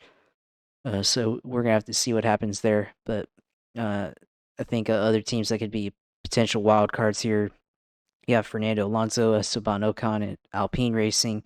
This might be another racetrack circuit that suits their style, their car setup compared to the other teams. And I feel like even though it is a quick circuit, it's also a circuit where I feel like maybe it doesn't rely on top speed so much as acceleration, and so I think that might be a opportunity for some of these other teams outside of Red Bull to really take advantage and maybe focus more on handling in their cars rather than on outright speed. So we'll see. We'll see what happens. But I think again, it's probably going to be a Red Bull weekend. But you never know. There could be other things that could happen and lead to possibly a surprise victory from one of the Ferrari cars or one of the Mercedes cars. It's something to see. Mercedes has struggled at Austria, so I don't know if they're going to be able to do it. And then you think about it in a sprint race. It's more about consolidating position to get themselves into a place to actually go and have a chance on Sunday. So, I think Ferrari has a chance because they have great one-lap pace along with Red Bull.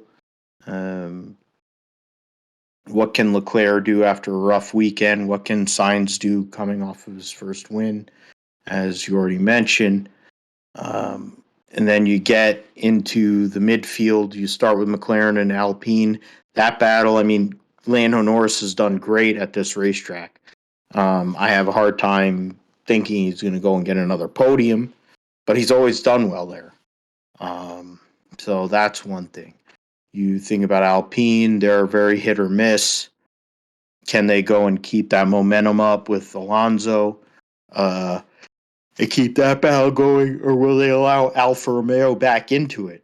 With Bottas and Zhou coming off of the horror crash that he had. The back three teams, of course, or back three teams are gonna go and do what they're gonna do. Aston Martin, you never know with them. AlphaTauri back four teams. Yeah, AlphaTauri's been very inconsistent this year when you consider that Red Bull has the best car and then their junior team's car is not that good. I don't know what the hell's going on there. Then you have Haas. You never know. Depending on the circumstances, they could go really good or they could be really bad. And then Williams, they're struggling, trying to get more R&D on their new aero and all their upgrades that they brought to the table. They weren't really able to get much last week at Silverstone in regards to the upgrade package for Albon, because they only had one dry session. The qualifying was mixed, and then he got wrecked a few hundred meters into the race there. So we will see what happens. We'll talk about on episode 123 of the Grip Strip podcast what happens in Austria. NASCAR is the last thing we have to preview. The Cup and XFinity will be at Atlanta Motor Speedway, running the Super Speedway event there. They only have enough vehicles to fill the field, so there won't be anybody failing to qualify there for either the Quaker State 400 or the Alsco Uniforms 250. The Truck Series will be racing at Mid-Ohio. That field, there's only 36 trucks, including Mason Filippi, who's driving for G2G Racing, which is interesting since they weren't able to prepare a functional vehicle at Sonoma, but Mason Filippi decided he wanted to go back there. So I guess he's a glutton for punishment. So I'll throw to you again, Josh, to start it off. Give us. I think it's a good time to bring out the algorithm. We haven't brought it out in a while. Yeah, we've been going long, so it is a super speedway race. So we probably, we might as well do it on the Truck Series side too, because it is a road course race, and trucks on road courses, and there are no ringers. I mean, I guess Justin Marks is a ringer, but he's very rusty. He's more of an owner these days. Yeah, but he's also a former winner, so he's a former winner at that racetrack in an Xfinity car and in other series, but I don't remember the last time he was in a truck. I think it's a good time to bring out the algorithm, personally. Yeah, I'll bring it up here in a minute or two. But I think yes, overall at this race, though, it's going to be a lot of. I mean, at Atlanta, it's going to be a lot of bump drafting. Yeah, it's. I mean, you got 400 miles, 260 laps, so it won't be as brutal as the 500-mile race was there earlier this year. The racing we saw in the spring. You talk about how racing went there. Briscoe got the pole because of points. I think that was one of the only races where they used the algorithm. Byron led the most laps. A bunch of people led laps in that race. After William Byron, I think, was it Ross Chastain led the second most laps, then Clyde, and then Ricky Stenhouse. Oh, Richard. Gagson wrecked 23 laps into the race and fell out. So just keep that in mind. Kyle Busch got wrecked early in that race. So did Cindric. There's and Stenhouse, Larson and Hamlin wrecked in the same crash. There, Reddick coming off of his win, he only finished 28th in the race in the spring or late winter. Greg Biffle got a top 20 finish for the whatever, I don't know what the hell they're called, team. For what's their got their NY Racing or something? No. NY Racing, yeah. Briscoe started on pole and finished 15th. But yeah, you're talking about, it's a wild card race. It's very narrow. Corey LaJoie actually finished 5th. I think that's his best finish of his career. He got his best finish of his career at Atlanta earlier this year. And Buescher at a top 10. Haley was just outside the top 10. Bubba Wallace had a chance to win that race. Got wrecked. Eric Jones was up there as well. Bilicki got a top 20, along with Reagan and BJ McLeod. So it's a typical super speedway race. Byron was the dominant figure, though. He had one of the fastest race cars and got up there and won that deal. I don't see much changing because the aero is the same. So I have a hard time believing anything's really going to change in that spot. But I'll let you go and do your thing. Is it up? Yeah, Are you I've got ready? for the Cup Series, yeah. So, yeah, just running this right now. The algorithm says that BJ McLeod will win the Quaker State 400. That's an incredible hedge, but nonetheless, that's what it says.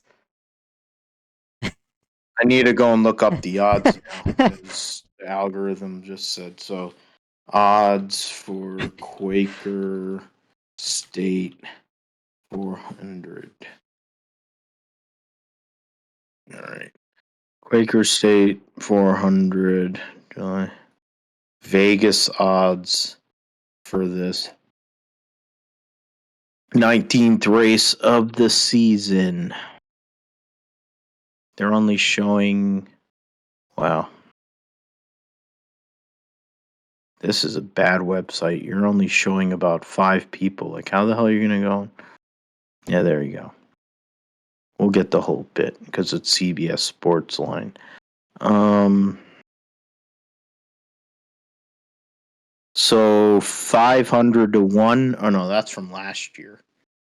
That's from last year. I'm pretty sure it's the same. Yeah, there you go. Jeffy Bet. All right. I don't know who the hell this person is. Yeah, so.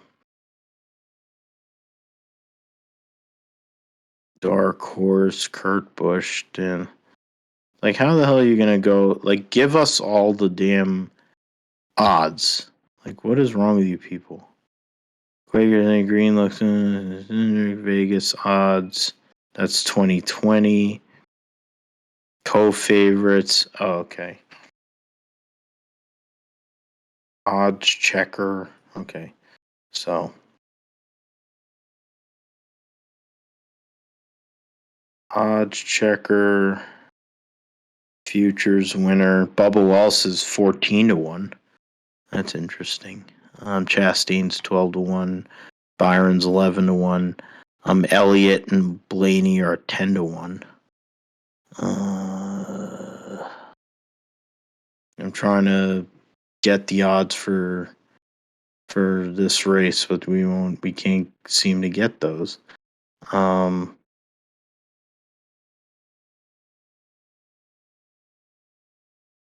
Vegas odds. So 2022 Quaker State 400 odds.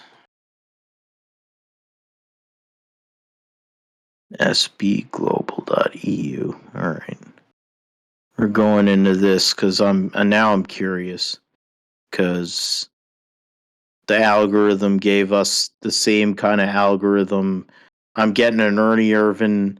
There's an Ernie Irvan picture on this website from his win at Richmond in 1996.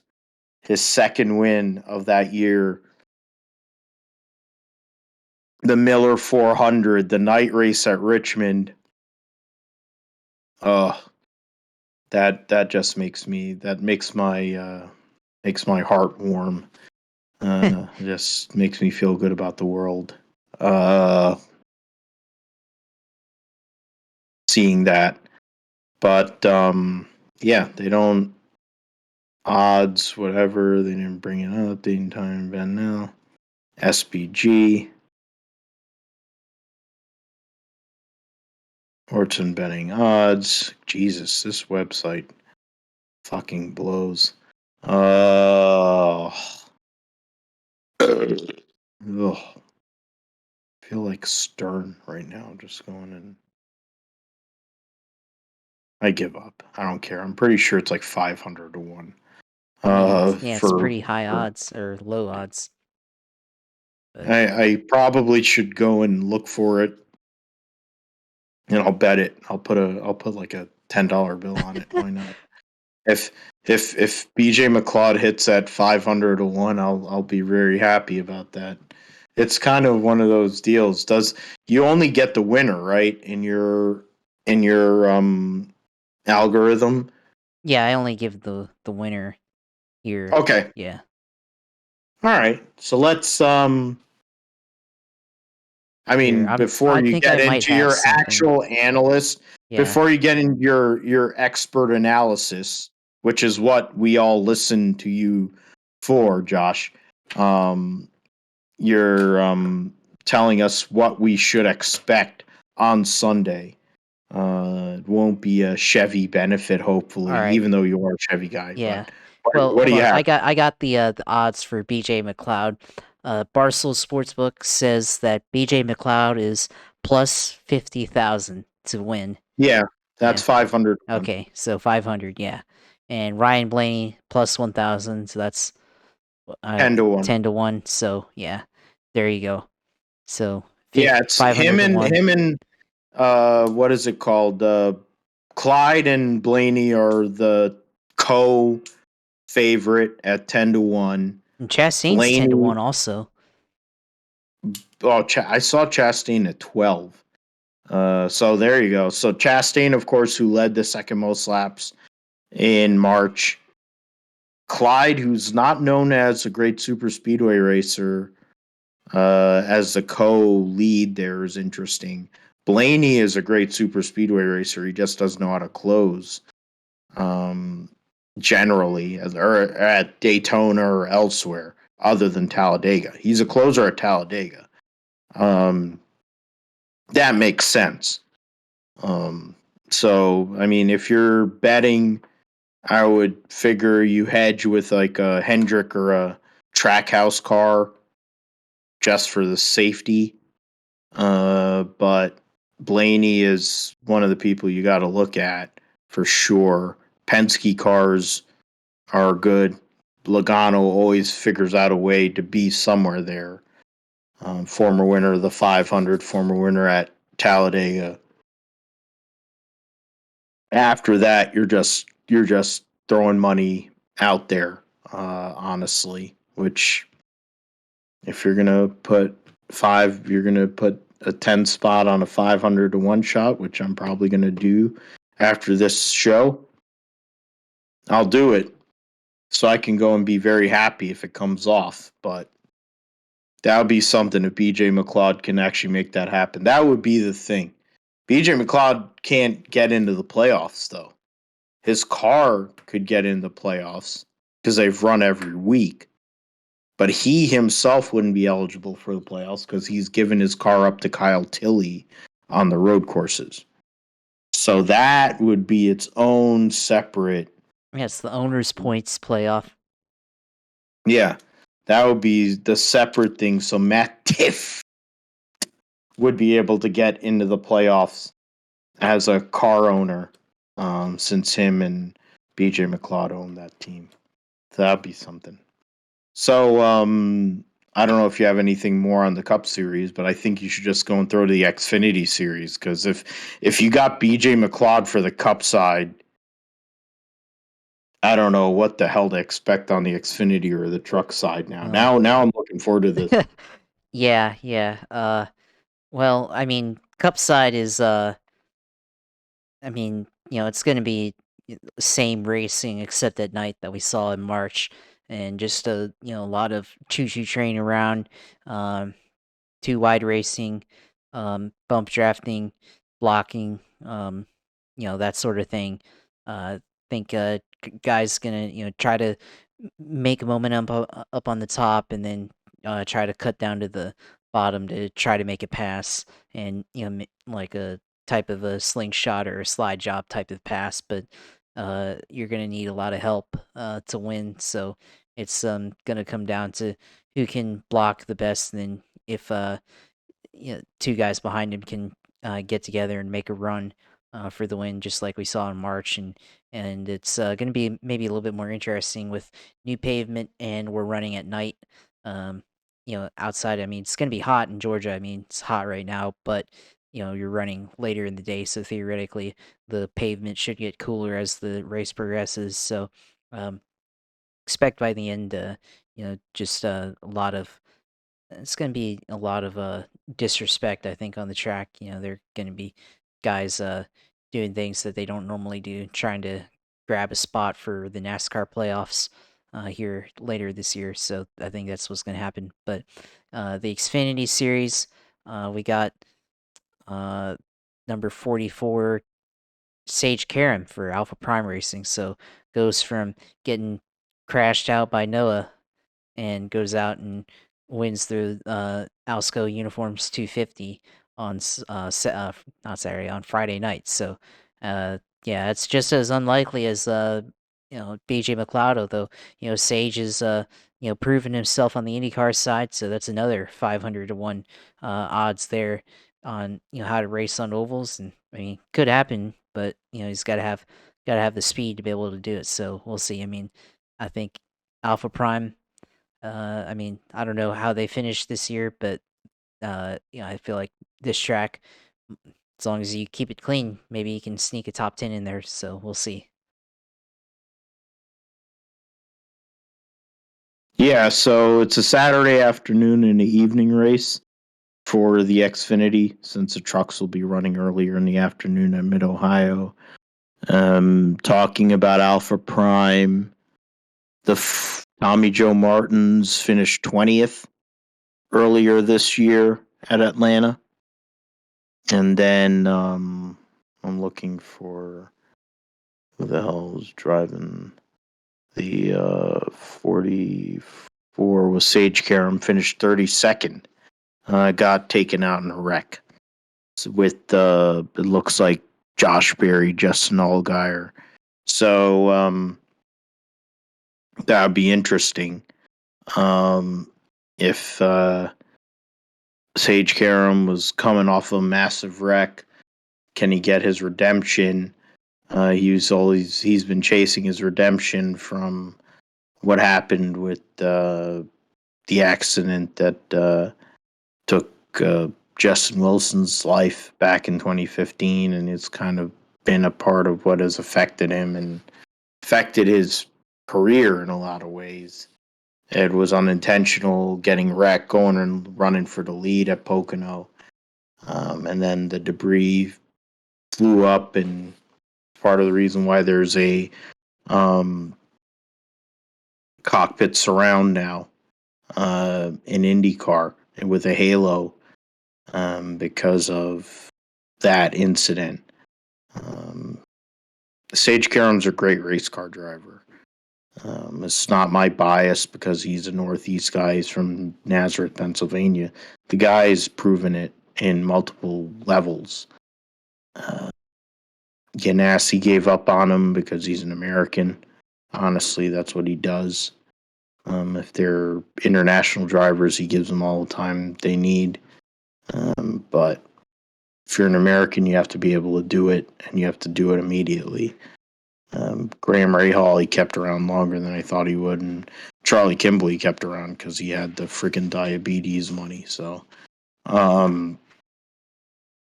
if Karam goes and wins for Alpha Prime, that'd be something. After last week, for sure.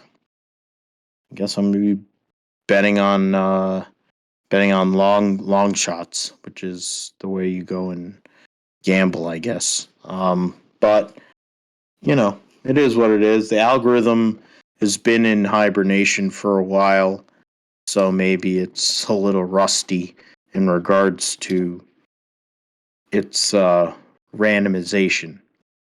But one thing I'll say, Ty Gibbs actually won this race in the spring and beat Austin Hill, who won at Daytona.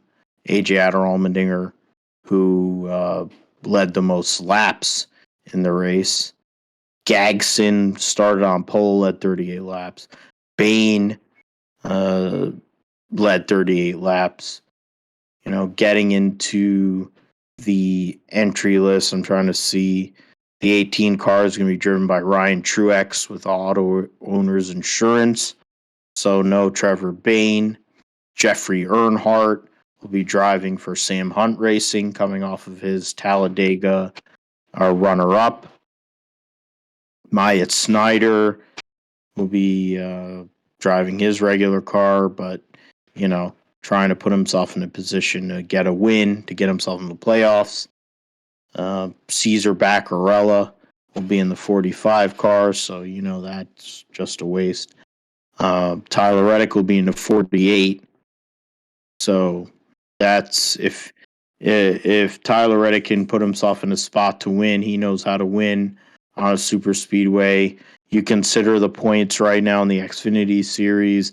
If a regular that struggled, a la Sheldon Creed, some of these other people, Landon Castles on the back end of the points, like Daniel Hemrick,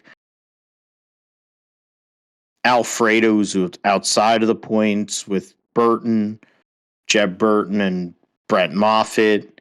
Any of those guys can go and get a win. Jeremy Clements, Brandon Brown, Massey had a great run in March.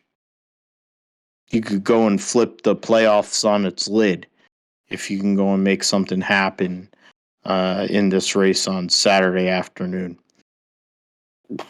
So the last one we have to preview is the O'Reilly Auto Parts 150 at Mid-Ohio, the Truck Series race there.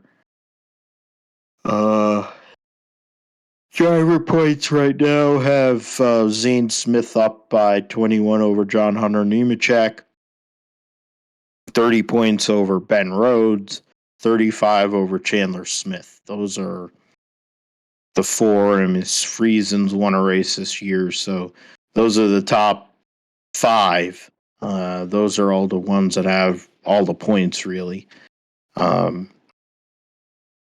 In regards to the regulars, 10 drivers would make the playoff at the moment. 29 points separate Derek Kraus and Matt Crafton, who's on the bump spot. Derek Kraus has made another crew chief change. McMcInally Hilgeman Racing has made another crew chief change, trying to get Derek Kraus into the playoffs. So that's something we will see. Josh, what's the algorithm saying for Mid-Ohio on a road course? Well, it's a little bit more sane this time around, but maybe not as sane as what we think it is. And it's picking Chandler Smith to win on the road course at Mid-Ohio, which is a little bit more reasonable considering the team, Kyle Busch Motorsports. But I don't really see Chandler Smith as a road course guy.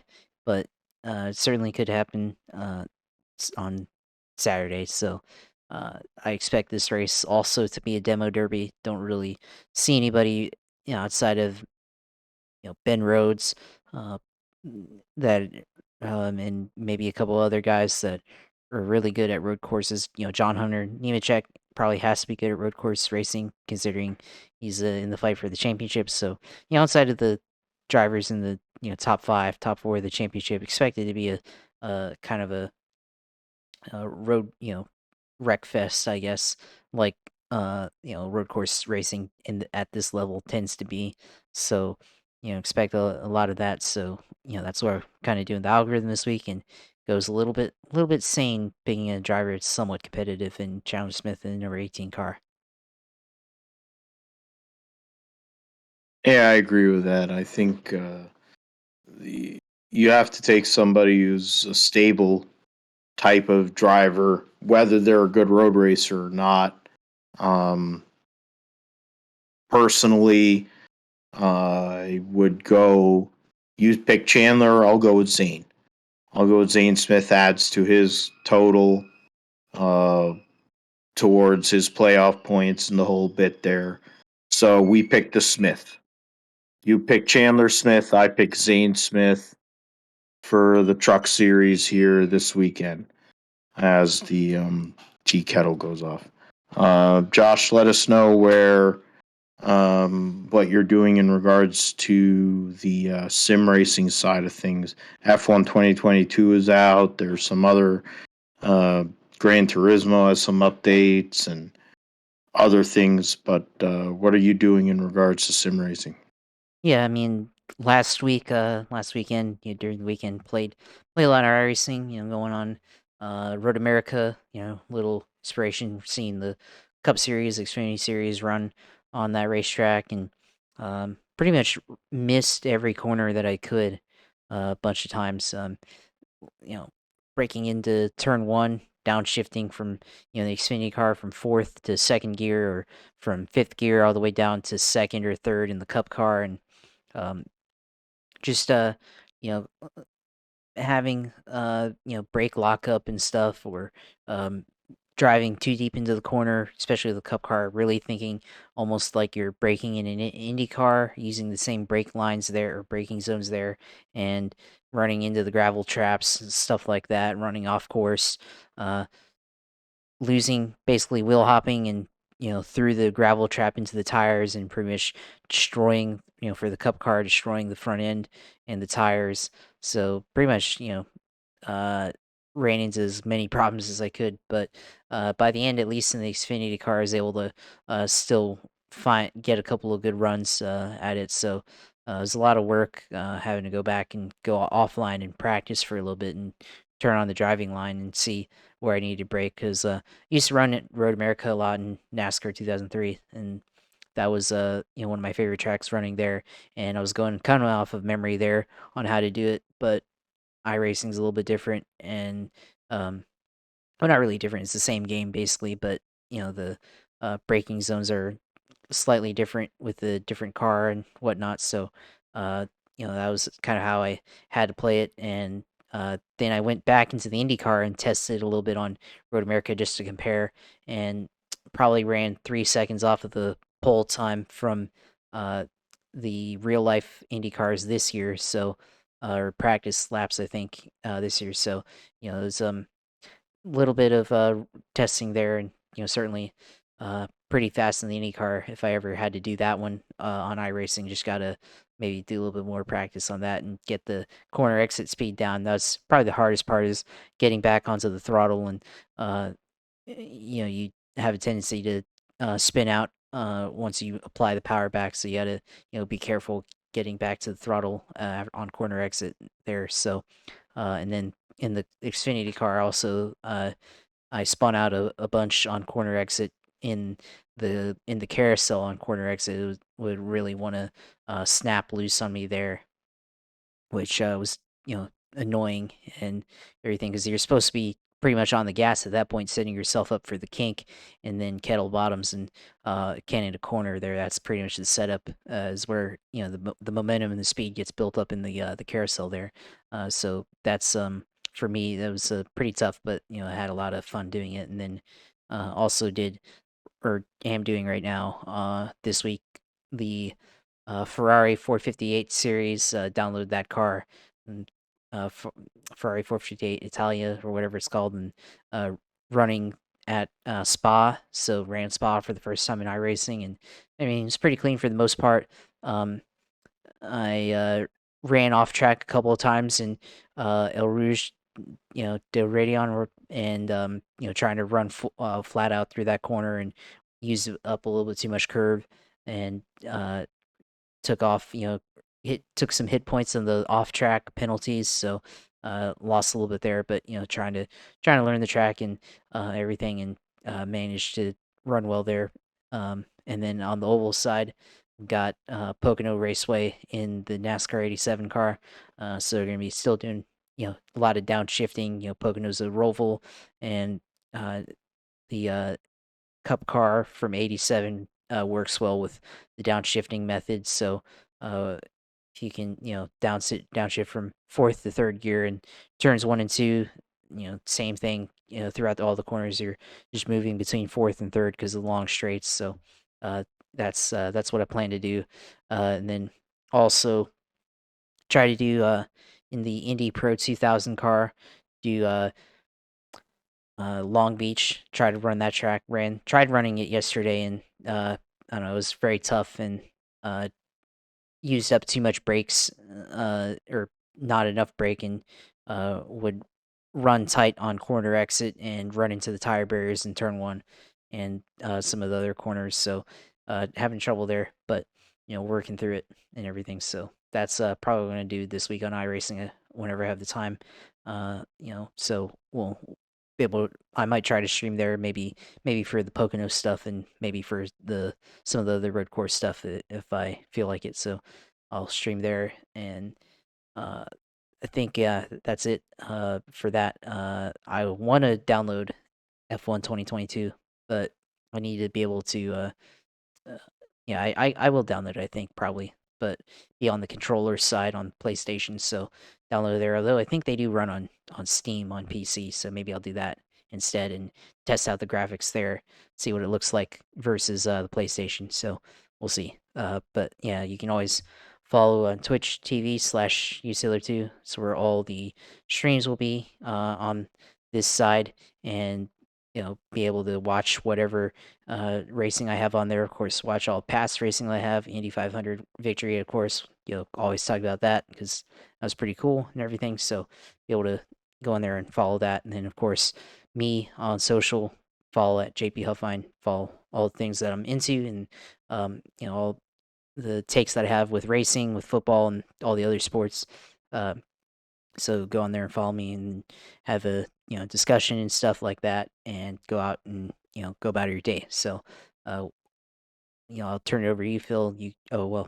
Forgot about the YouTube channel. I don't know why. I was about to turn it over to you. I was like, wait, we got to talk about the YouTube channel, and of course, which we're recording the video and going to post that here on YouTube later this week. I had the video recording. If you want to watch us on video stream, go on there and watch the YouTube channel and subscribe, like the video, comment, and give us feedback and stuff on there so we can continue to grow the page there. So yeah, now I'll turn it over to you for the rest of the close.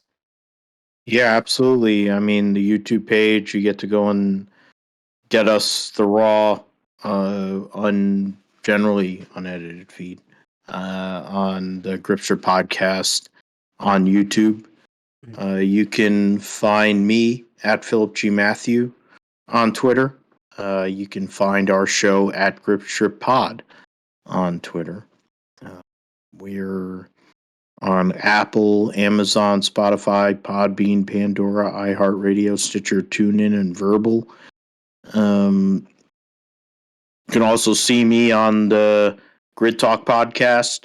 I do hits for their shows because they have a panel discussion over there. So I did the race review for the British Grand Prix and the race preview for the Austrian Grand Prix.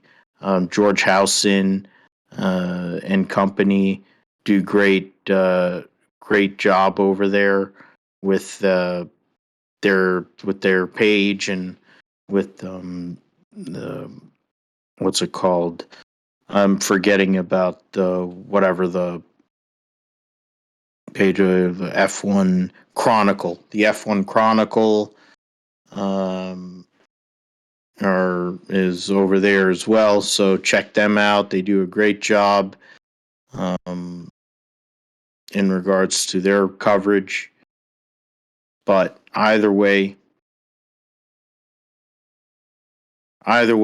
thanks for listening to us. Go and keep supporting us. We're doing our thing because it's a passion. It's not freaking Brett Griffin, who's a ball licker and blocking Brett Griffin, and they're piggybacking off of Dale Jr. and his whole entire deal. I notice how my freaking eyebrows are. Yeah, well, whatever. That's fine. I probably chopped off too much over there, but either way. Thanks to you, Josh, as always, for being my right-hand man, my co-host, and carrying the deal when I need you to.